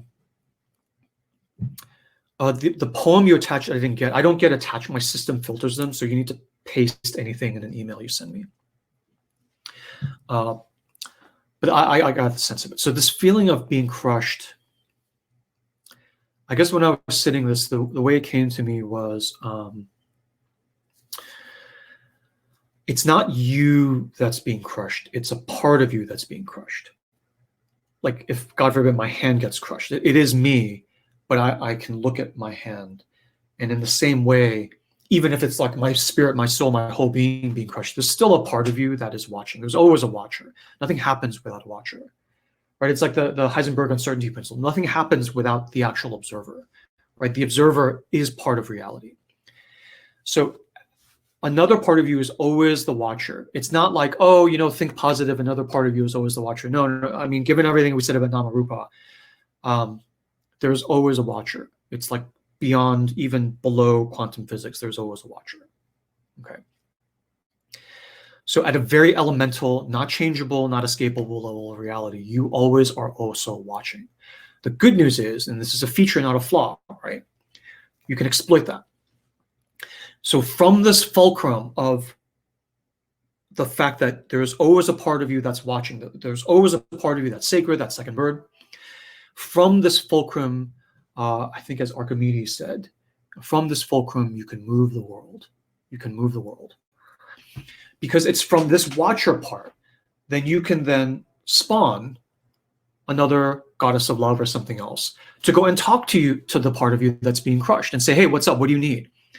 And, you know, I mean, in healing, we do this all the time. In day 3 of the 7-day healing program, that's the crux of all of the healing. You do this interview, right? This specific way of figuring out the part of you that is being crushed, and then talking to it, and then sort of getting it out from under the car that's crushing it. But there's always two of you, right? There's always the second bird. And the second bird can, actually spawn multiple first birds. So you can spawn your own like SWAT team to go and recover yourself.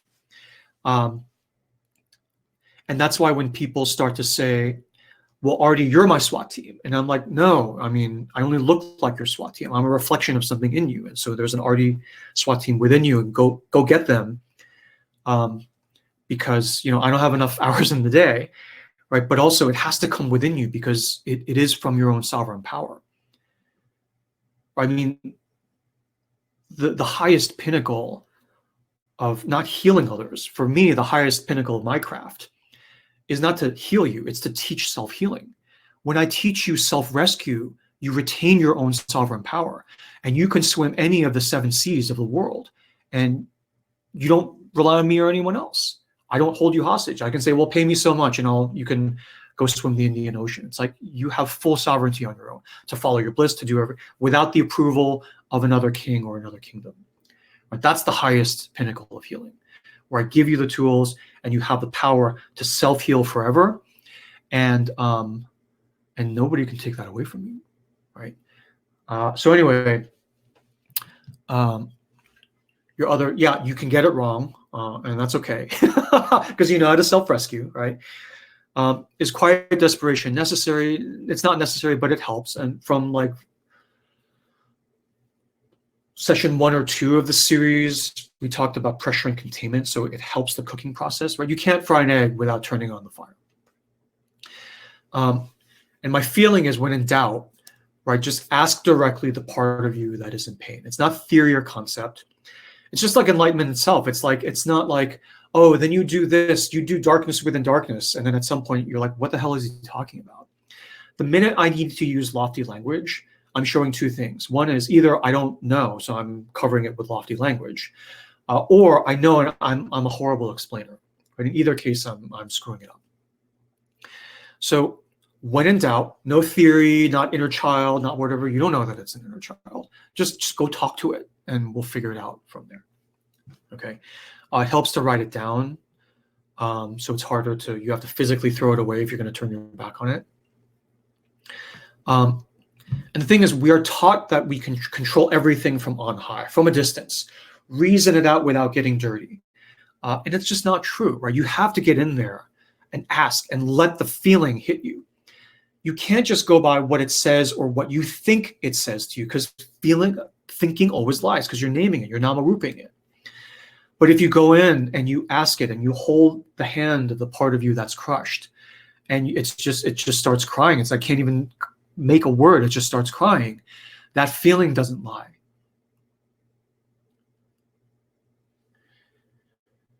That feeling never lies.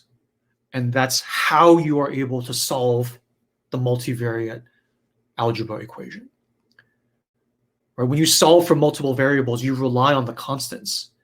Right? Thinking is a variable. You can rationalize yourself into doing anything, but your feeling never lies. You may misinterpret the feeling because you're out of touch, but you can practice. Okay. And so depression, what did I even write here?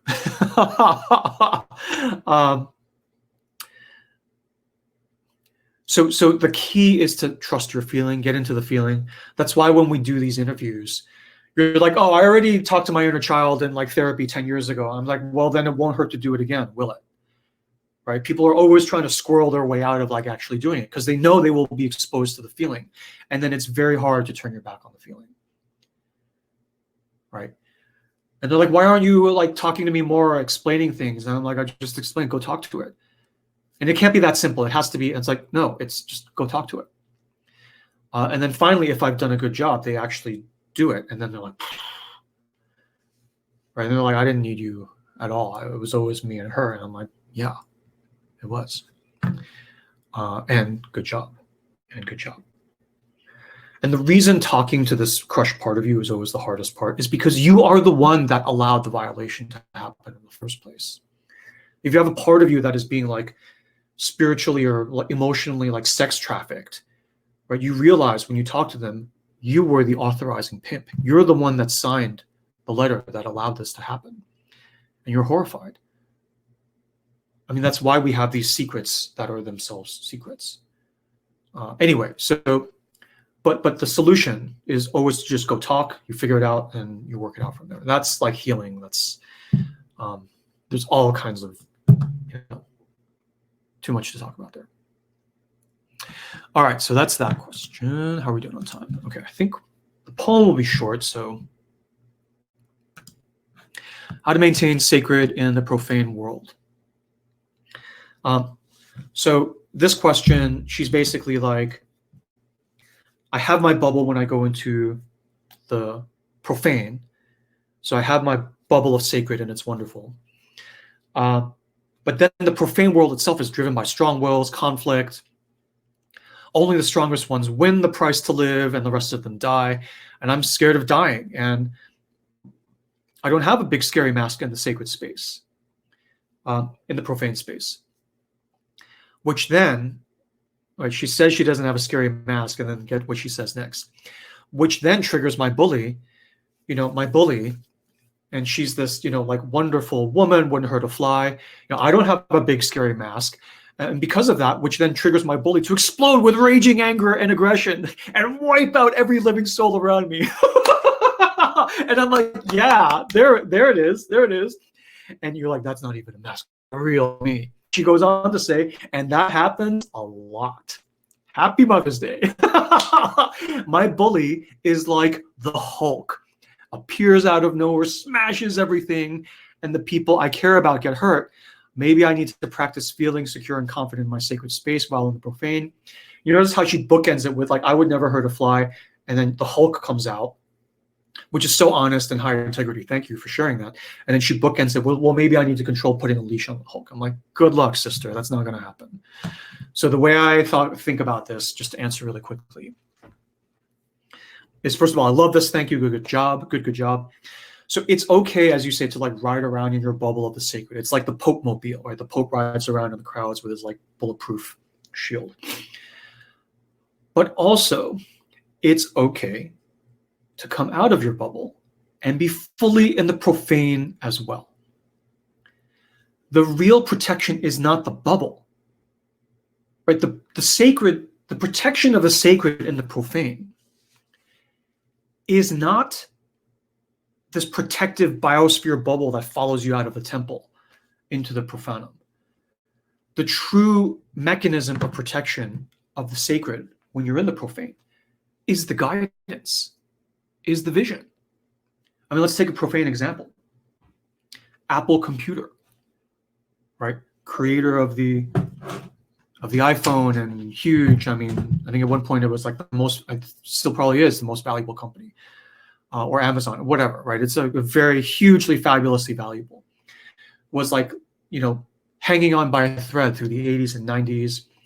And the only thing that kept bringing it back was the vision of the founder, Steve Jobs, right? Who had his own epiphany, blah, blah, blah, blah, blah. And so it wasn't muscle. It wasn't the might of the military. It wasn't the cash that saved Apple. It was pure vision. Right? It was pure vision. That's a very profane kind of example, but I tried to go more profane just to have you feel like the nuts and bolts of it. Okay.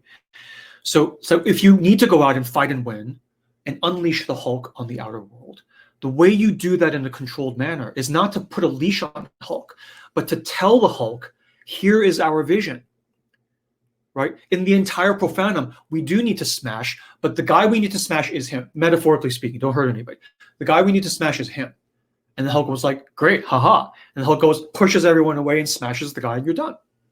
And the temple can expand. Okay, so you do have a scary mask. You do have the power. I mean, you demonstrate it in an uncontrolled manner all the time. The way to control it is not to constrain it. The way to control it is to talk to it, confer with it, and then infuse both you and your power with the guidance of the sacred. Why are we here? What is our bliss? What is the point of all this? Right? And so, the sacred will tell you we need to get from point A to point B. You tell the Hulk, and he clears the pathway from point A to point B. So what did I write here? The sacred protection and infusion and inspiration that you get is not a bubble that protects you. It's your marching orders that give you clarity and resolve. So even if you go through and you get hit with arrows, you don't care because your eye is on the prize of the point B that the sacred has told you. Right? You might die literally or figuratively, and in the service of your own verified and validated, authenticated sacred, i.e., your bliss and meaning and purpose in your life. Right? If it is the purpose of your life, then yes, most people will be okay with putting yourself in harm's way. This is one way when we do the bliss program. This is one way we ask the bliss question to triangulate. Just like we triangulated. The nature of reality, the ultimate thing, with these two poems to get it at different angles so you could feel the texture of what is this nature of reality. Because it's hard to name, but I can give you not a thinking, but a feeling of it, right? Similarly, with your bliss, we do the same thing. We triangulate, and one of the questions we ask is, what would you die for? Right? In a very sort of deep, structured, methodical way. And when you know the answer to what you would die for, right, then you know what you would live for. You can't actually know what you live for if you don't know what you're willing to die for. They're two sides of the same coin question. And so you have the power. It's not that you don't have it. You called it the Hulk. It does incinerate. I'm sure when you blow up all the kids, the husband, everyone's hiding under the dining table, right? And that is, you're the goddess. Why would we not fear you? Why would we not fear you, right? If you tell Hulk we need to get to Albuquerque now, then he will do it. And he will do it with a smile on his face. Because every warrior, true warrior, all she wants to do is fight. Every thoroughbred, all they want to do is run. Right? Okay, so that's my answer.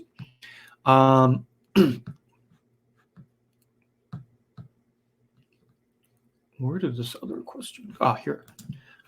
Really quick, husband in the profane. So basically, this question, we're going to go a little over. I hope you don't mind. Took your healing programs, Clarity and Bliss, back in 2018. Thank you. I'm doing all my bliss stuff. My husband of 30 years and 4 kids lives 95% in the profane. He's often clenching and values getting things done. Now she says this is good for me because he creates the bubble of my world so that I can do my bliss and everything. But we're kind of drifting apart. Is this okay? And can a relationship?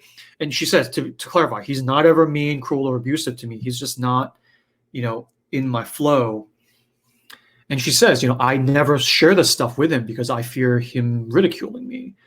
I've never forced my views on him. Generally, I've studied and meditated in private. I kept the spiritual, sacred part of me out of his view for fear of judgment or ridicule. I don't know why I feel I have to hide this. Maybe he's like a reflection of my outer bully. So this is more of a healing question. I would post it to live group advising, but I'll give you a quick answer here. So thank you for all your wonderful kind of just nice things you said. I appreciate that. So for me, real quick, having a husband in the profane is totally okay. He's a good guy. He's a lovely guy. He's just not in the sacred, all profane. He's good at it. He's handy to have around. So I'm like, that's all great. You get to do your sacred healing stuff. That's great. So then my question is to you, not just as a woman, but as his wife. When does he get to do his sacred thing? And you're like, well, he doesn't want to. He has no interest. And I accept that.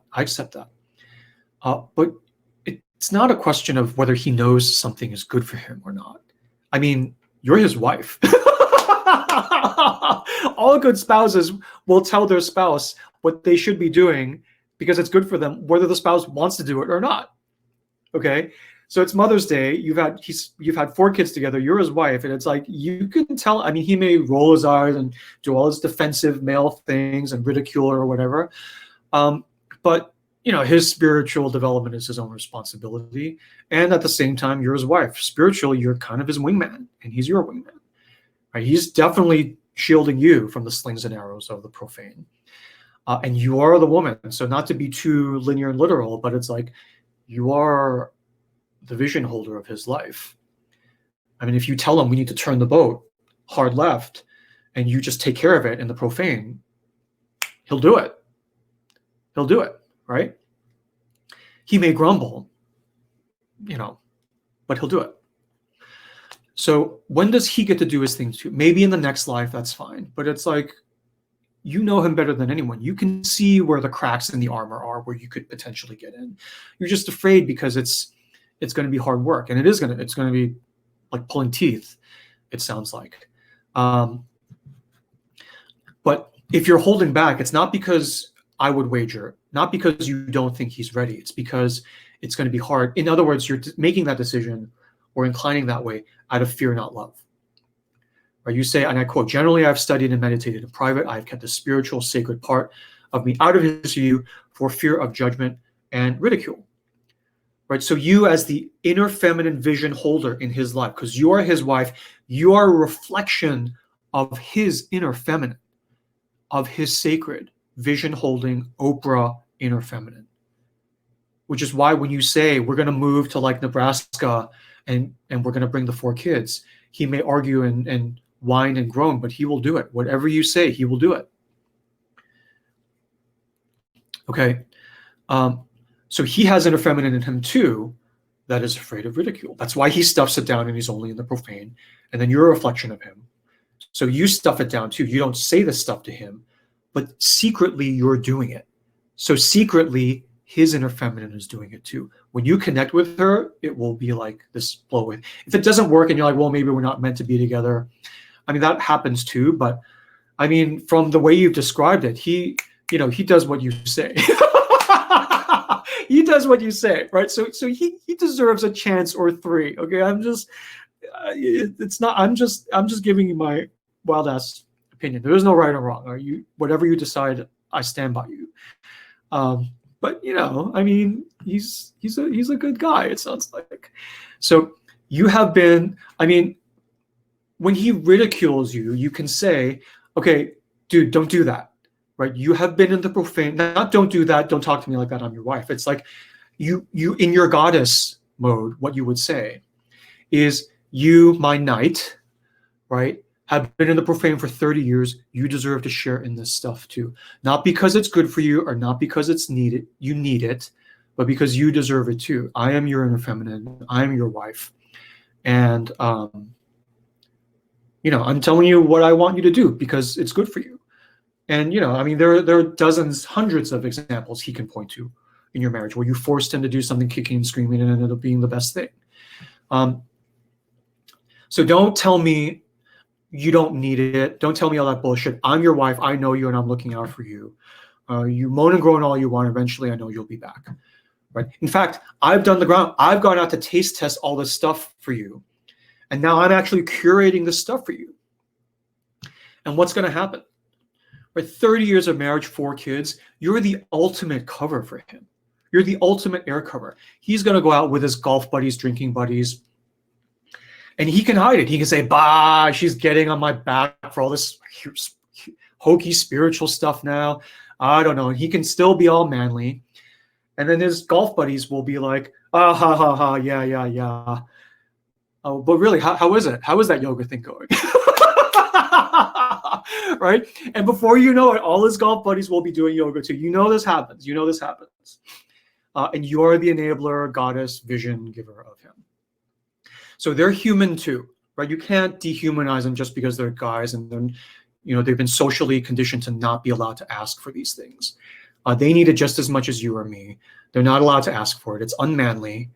And we get all the profane benefits of them never being unmanly, where they win our wars, we allowed to be fruitful and multiply and have food on the table because of all this profane aggressiveness, right? I mean, it's everything. It's not just the men, obviously, who build society. But there's a reason we send typically our men off to war. It's because they're expendable and they know it and they willingly go. So when it's time, if you feel it's time, if you feel it's never the time for him, that's fine too, right? You're his wife. You own his ass. So it's up to you whether he even does it in this lifetime or not. Right? And there's no judgment. You do whatever you think is right. But when you decide it's time for him, then you bring him in from the field and you say, now it's time for you to do this. And he'll be like, he'll have the pass. he'll have the laminated permission slip from his wife saying, well, I mean, what can I do, fellas? My wife is forcing me to do it. She says, if I don't do yoga, she's maybe going to leave me or whatever. So I have to do it. And they're like, oh, women, oh, and give it 6 months, they'll all be doing yoga. That they may like be entrepreneurial and do like yoga, golf combined retreats. And all the women are like, oh my gosh, that's disgusting. And they'll create this new industry. So anyway, that's my wild ass intuition on it. And if it doesn't work, and I mean, that can happen too, but you don't have to do it that way. You can do it however it feels right for you. All right, let's keep going. All right, just really quickly, this one. There's this question on like seeing numbers repeat in real life, wondering the symbolism, 4 1s, 1 2 1 2, 3 3 3 5 5 5, et cetera, et cetera. Okay. And basically, you have this frustrating relationship with time. I mean, the topic of the archetype of time is a whole other. I mean, that's not the question you're asking anyway. So, and then you said, okay, I'm going to ask Artie in the next session. And as soon as I said that, the pattern stopped. Like I didn't see the pattern. The pattern like stopped. The email stopped getting sent. So to me, that's like the reaction of nice. Okay, she's going to do something about it, so we can like take a break now. We don't need to keep sending the same email because these signs take effort to send. So my take on these signs, these symbols, these like angel numbers or whatever, it's just that there's no hard and fast rules. Repeating numbers, anything you see that tickles your antenna of significance, of mythopoetic meaning, has significance. If you think it has significance, it has significance. But I tend not to go to an off-the-shelf rule to say this is what it means. Right? It can inform your imagination as to what it might mean. But what I do is I treat any significance pattern as just a flashing message on my phone going ding, ding, ding, you have a message. And then I don't assume what the message is. I go and I listen to my message or I read my text, right? And the way you do that is you go into the sacred and you get your message. It could be from dreams. You dream of a blackbird and then you see a blackbird on the street and then the blackbird at night wakes you up in real life. Crazy, amazing, lovely stuff. And then you check in from there. And in healing, when we teach healing, we teach all these ways of doing the actual check-in from a technical standpoint. So you can interview the watches. You can interview time itself. You can interview your frustrating relationship with time. These are all great candidates for further investigation. And all of these then constitute this golden thread of breadcrumbs that you then follow very delicately. The minute you shrug and say, oh, that doesn't mean anything, that's stupid, you break the thread. Okay. And in the sacred, actually, as we've said, there is no time, there are no things. So, so when you go into the sacred, you get that relief from your frustrating relationship with time as well, and you get to step outside of it and look at it from the second bird, from this observer view. Okay.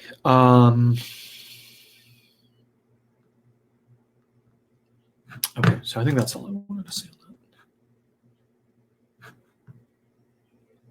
that. Okay. What was my other? This quick question: how do I turn off my inner? Shoot, sorry, I messed up. Okay, so how do I turn off my inner ruminator of sad or baffling experiences? I've tried talking to her nicely, but still she persists. So just really quickly, this is more of a technical meditation healing question. But very quickly, you can't turn her off. She's like your lungs, right? She's a function of your living. But if she happens to be focusing on painful things, judgy things all the time, you can ask why. Right? Just like your frustrating relationship with time or the symbol, if she's doing something that like piques your notice, you're like, why is she doing that? You can investigate further and ask why. So in day 3, so you've done, I think you've done day 3 exercise of 7-day healing is how we do it. You just ask and you go in and you do that full interview.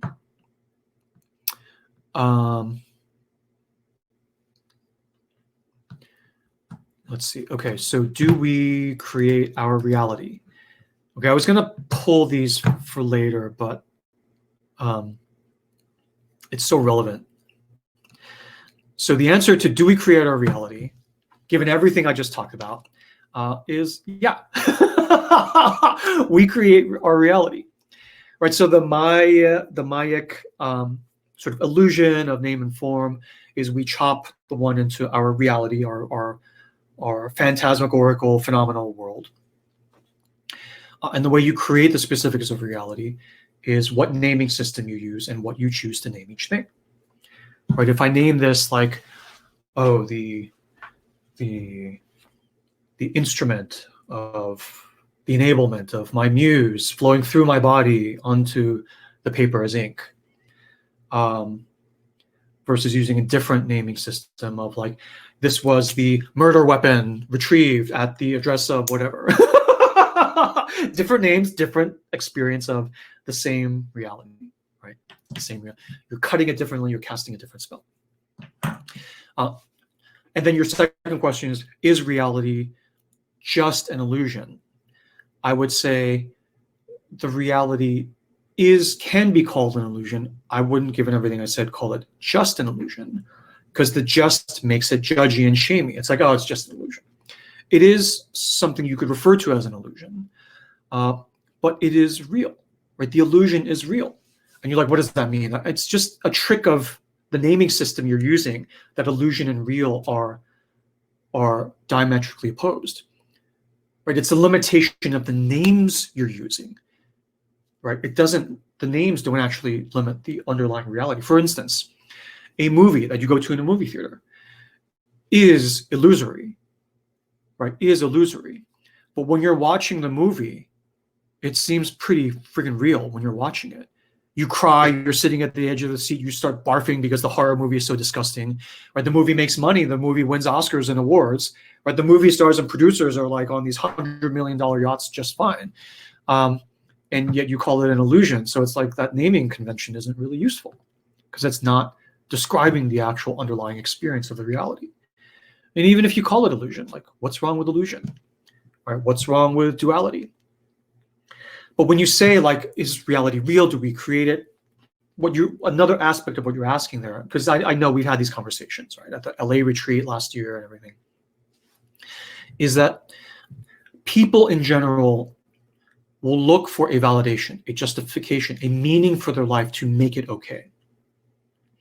Because in slave mode versus creator mode, which we've talked about in past sessions, in slave mode, you always need to have a permission slip for what you're doing. If I'm cooking a meal, I can't be cooking if I'm a slave because I want to cook. I had to be ordered by my master, otherwise I'll get whipped. Right? When you're a creator, it's I'm cooking. It's like, why are you cooking? It's like, none of your business. Step off. I'm cooking because I want to cook. I'm cooking for no reason. Right? Okay, there's no justification for what I'm going to do. What are you going to say then? Right? Are you going to say I'm not a creator?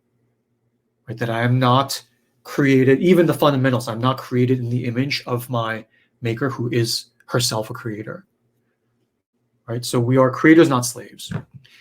And so I wanted to add this corollary point to the physics of using names, okay? When you say, so the typical way we try to get a permission slip for our life is that we say, what is the meaning of life? What is the meaning of life? If my life has a meaning, then, okay, I feel permission to actually write poetry and do the things I want to because I'm a poet. That's the meaning of my life. And if I don't have meaning, then, some people, it's like, if they don't feel they have a meaning, they can't even go to the bathroom, right? And it's like they're holding everything back. So for me, life does not have meaning. Life has purpose, right? So I have a tzuran that makes me want to do things. If my tzuran were plumbing, I would be plumbing right now. My tzuran is healing, so I'm healing right now. Okay. But my life doesn't have a meaning. And the reason why it doesn't have meaning, because meaning is like illusion. It's not a very useful word for the actual underlying experience. And the way I explain that is a word, right, has meaning because it points to something other than itself. And that is exactly what is the basis of its maya, of its power to deceive. You look at me and I'm nothing in myself. I'm just pointing. Okay, so this is this. I can name it many different things, but when I write the word pen or make the sound pen or write the words P-E-N, P-E-N, like Magritte, this is not a pipe. P-E-N is not a pen, right? This metallic, gorgeous, right, sort of rot-ring German feat of engineering. I enjoy this pen. I've had this pen for decades. Is its own thing. Pen is not this. Pen is the thing that points to this. So the word has meaning because it points. This does not have meaning. It is. Now, because it's a physically artificed thing, it does have meaning. It's made as a pen so we can write well or write not well. If it doesn't write well, it's a piece of junk. It's not a pen. But if you take a natural thing like a piece of stone, right, or a tree, let's just take a tree. The word tree, T-R-E-E, arbor, right, the sound tree, is not the green thing that gives fruit and oxygen and shade. So the word tree points to the thing, so it has meaning. The tree itself has no meaning because the tree itself doesn't point to anything other than itself. The tree just is. That's why the Chinese word for nature is 自然, self, 自, so, 然, self, voila. The tree says, here I am. The word tree says, don't look at me, I'm pointing to the thing that's green and brown. And the actual green and brown thing says, voila, I don't point to anything else. I am. I am. Okay, so in exactly the same way, your life doesn't have a meaning because your life doesn't point to anything else. It is. Your life is not like the word life. Your life is like the tree. Your life is like, voila, here I am. So the tree has purpose. It does what it wants. It fruits, it apples, it gets down and soaks in the sun and drinks up, the soil. And your life, you find your own grains of wood in your life, your ziran, and you do that. And when you follow the grains, you become this beautiful oak, whatever form of oak you are, whatever form of tree you are. But you don't point to anything else, right? The tree does not ask permission, right, to take in the sun. It just does. The tree itself is a creator, not a slave. Okay. So there's more I can say there, but I should get moving. I hope that was helpful. Thank you for asking the question. This quote on kindness, if you could repost that to the next session, that would be great. And I'll answer it there.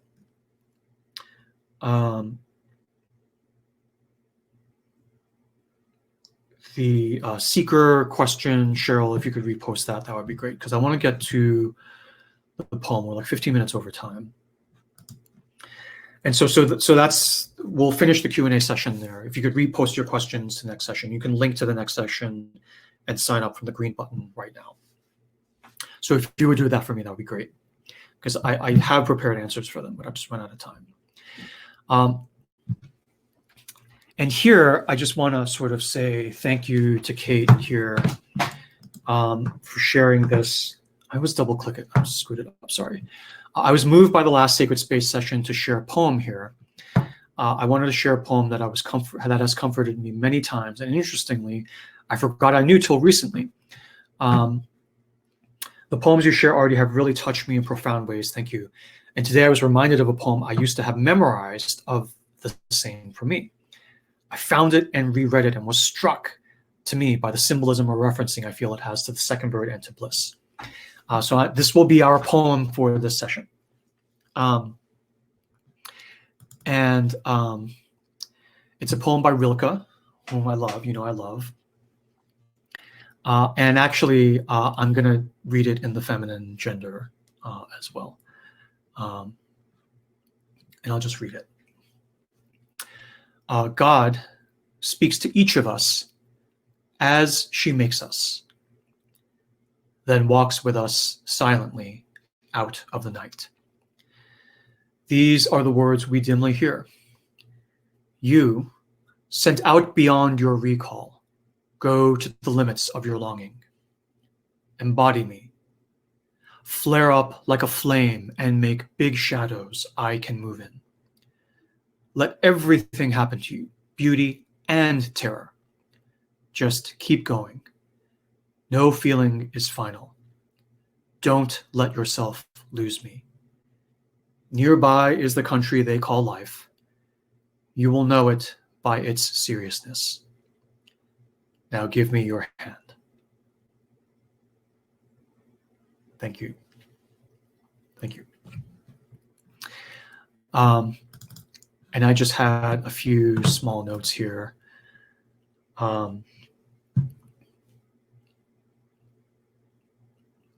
Someone here was talking about longing, longing for the muse, longing for God. Why is my muse not talking to me? Why is God not talking to me? And it reminded me, this poem, of a saying. I think it was from, it definitely shows up over and over as a motif in Rumi and Hafez. But it reminded me of basically saying, which I'll paraphrase, which is, you are longing for God, for the muse, for your bliss.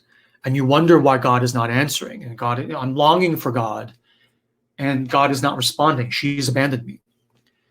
And the nature of divine longing, longing for the divine, for the muse, for your bliss, is that the divine is actually there with you. And the proof that she is there with you is the longing itself. The divine is the longing placed in you like a spark.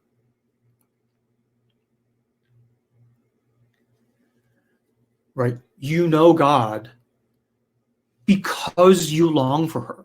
Right? This echo beacon within you grasping for her that feels like an empty space. That is imprint of the God and the muse and the bliss you seek. That longing, which is desire. Right? Which is desire. Not need, not want, it is desire. The shape of the empty space within you is the shape of the goddess.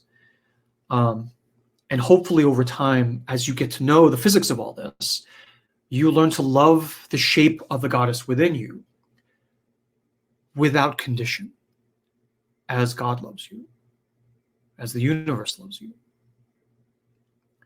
Right? You love the longing itself without trying to judge the form. It's like, well, I'd rather be a sculptor, not a poet. It's like, okay, so are you going to love the divine less because they chose this, not that?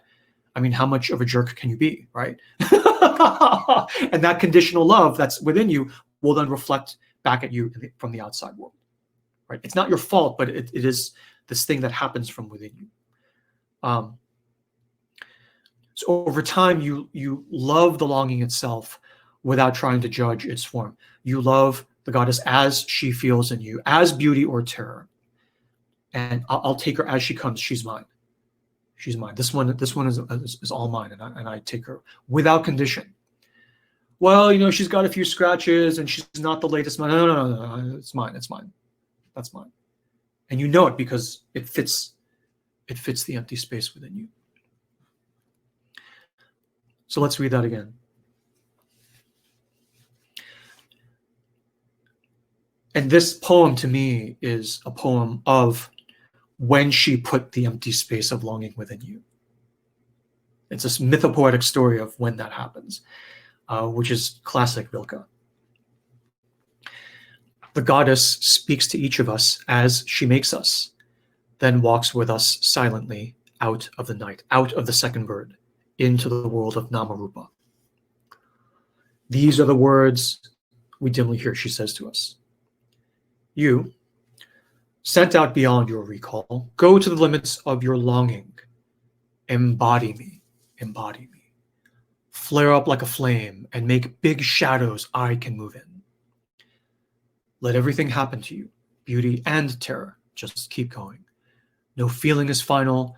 Don't let yourself lose me. Nearby is the country they call life. You will know it by its seriousness. Now, give me your hand. And she takes you out.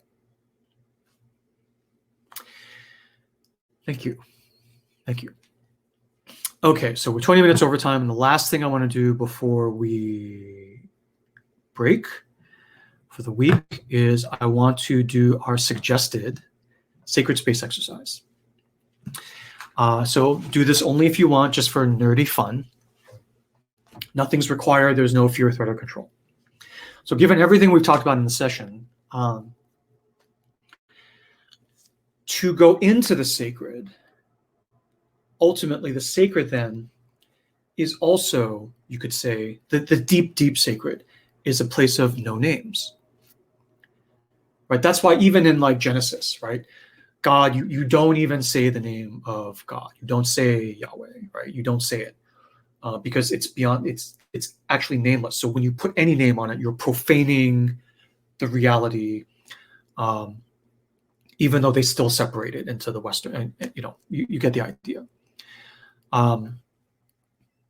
Where the ultimate is the nameless, but the ultimate is all around us. You just take away the names and you see the ultimate manifested in anything. Okay.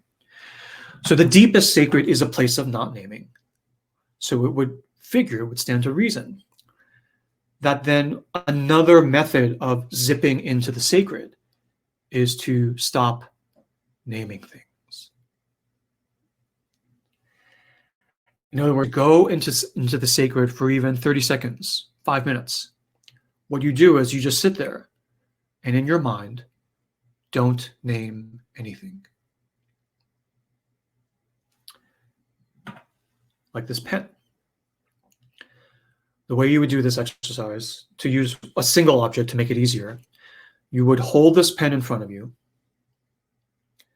and just to calibrate, you would say, what is it? It's a pen, whatever. And then as you look at this, you take away the word pen,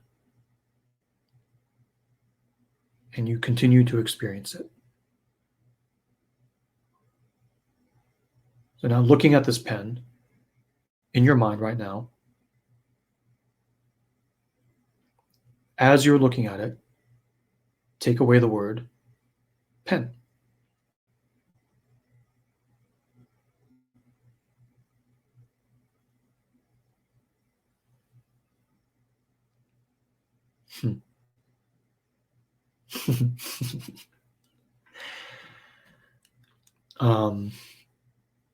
Sorry. So this is related to not judging. It's not a sweet fruit or a sour fruit. It's not a fruit at all. We're not calling it anything. But with the insight of the Dao De Jing and taking away names, we can go even further and not name it at all. Sweet fruit, sour fruit's just a fruit, and then we don't even call it a fruit. And then the thing disappears. It disappears. Without the name, the thing disappears. And I don't want you to reflect on this as a rational argument. I want you to actually try it. Right? Take anything. Take this ink pot, this outdated Fitbit watch that I still wear. You take the thing, and it's like blinking green at you, and you say Fitbit watch. And then you continue looking at it, and in your mind, you take away the name Fitbit watch. So you don't talk, you just experience it. And that's a little bit of a trick. And we can only construct a trick like that. It's like a reverse Maya, right? It's like a casting spell to reverse the spell of Maya because of the grandiose and detailed, hidden in plain sight wisdom of the Upanishads, Hindu civilization, and the Dao De Jing Chinese civilization, describing the same damn, sort of reality, just from different ways. And we triangulate. And the thing that is common to both, I mean, there are many things common, but the key thing is that the use of names is the mechanism of Maya and the illusion and the deception.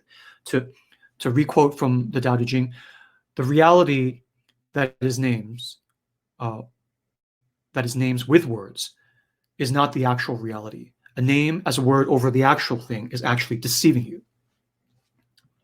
This is not a pen. We just agree on that deception of the word for this. The thing itself is actually luminous. It is unnameable.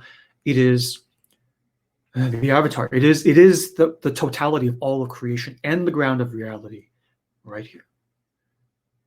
Right here. Okay. And to really drive this home, I'll just read the whole verse really quickly. The reality that is named with words is not the actual reality. A name as the word over the actual thing is actually deceiving you. All of reality arises just fine without any names. With names, it shatters into a million separate pieces. Without pointing, you can see its true nature. With pointing, you only see the pieces. These two things, the wonder, the dissembled pieces, they are the same thing, but they are named two different things. This fact is a secret. The fact that it is a secret is itself a secret. This is the key to everything.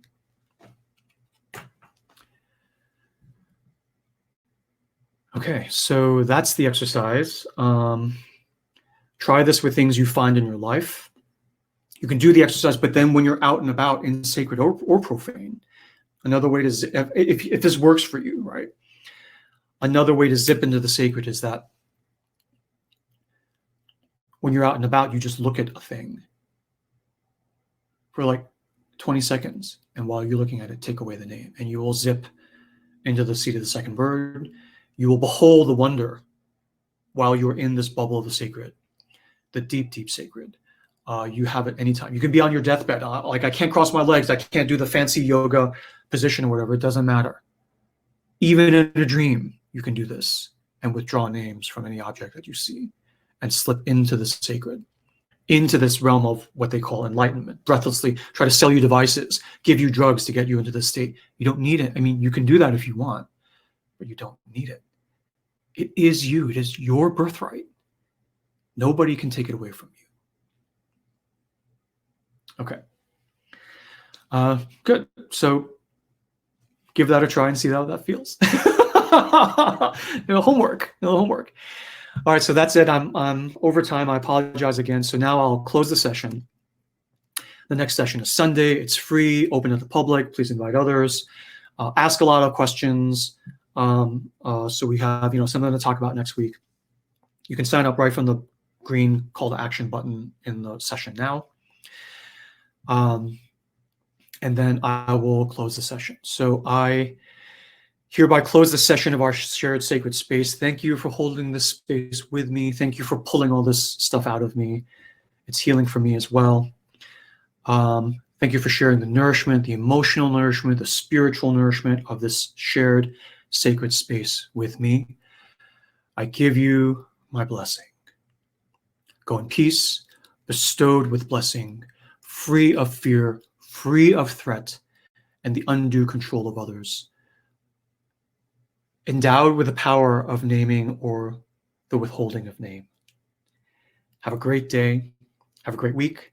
And I will see you in the next session. Thank you.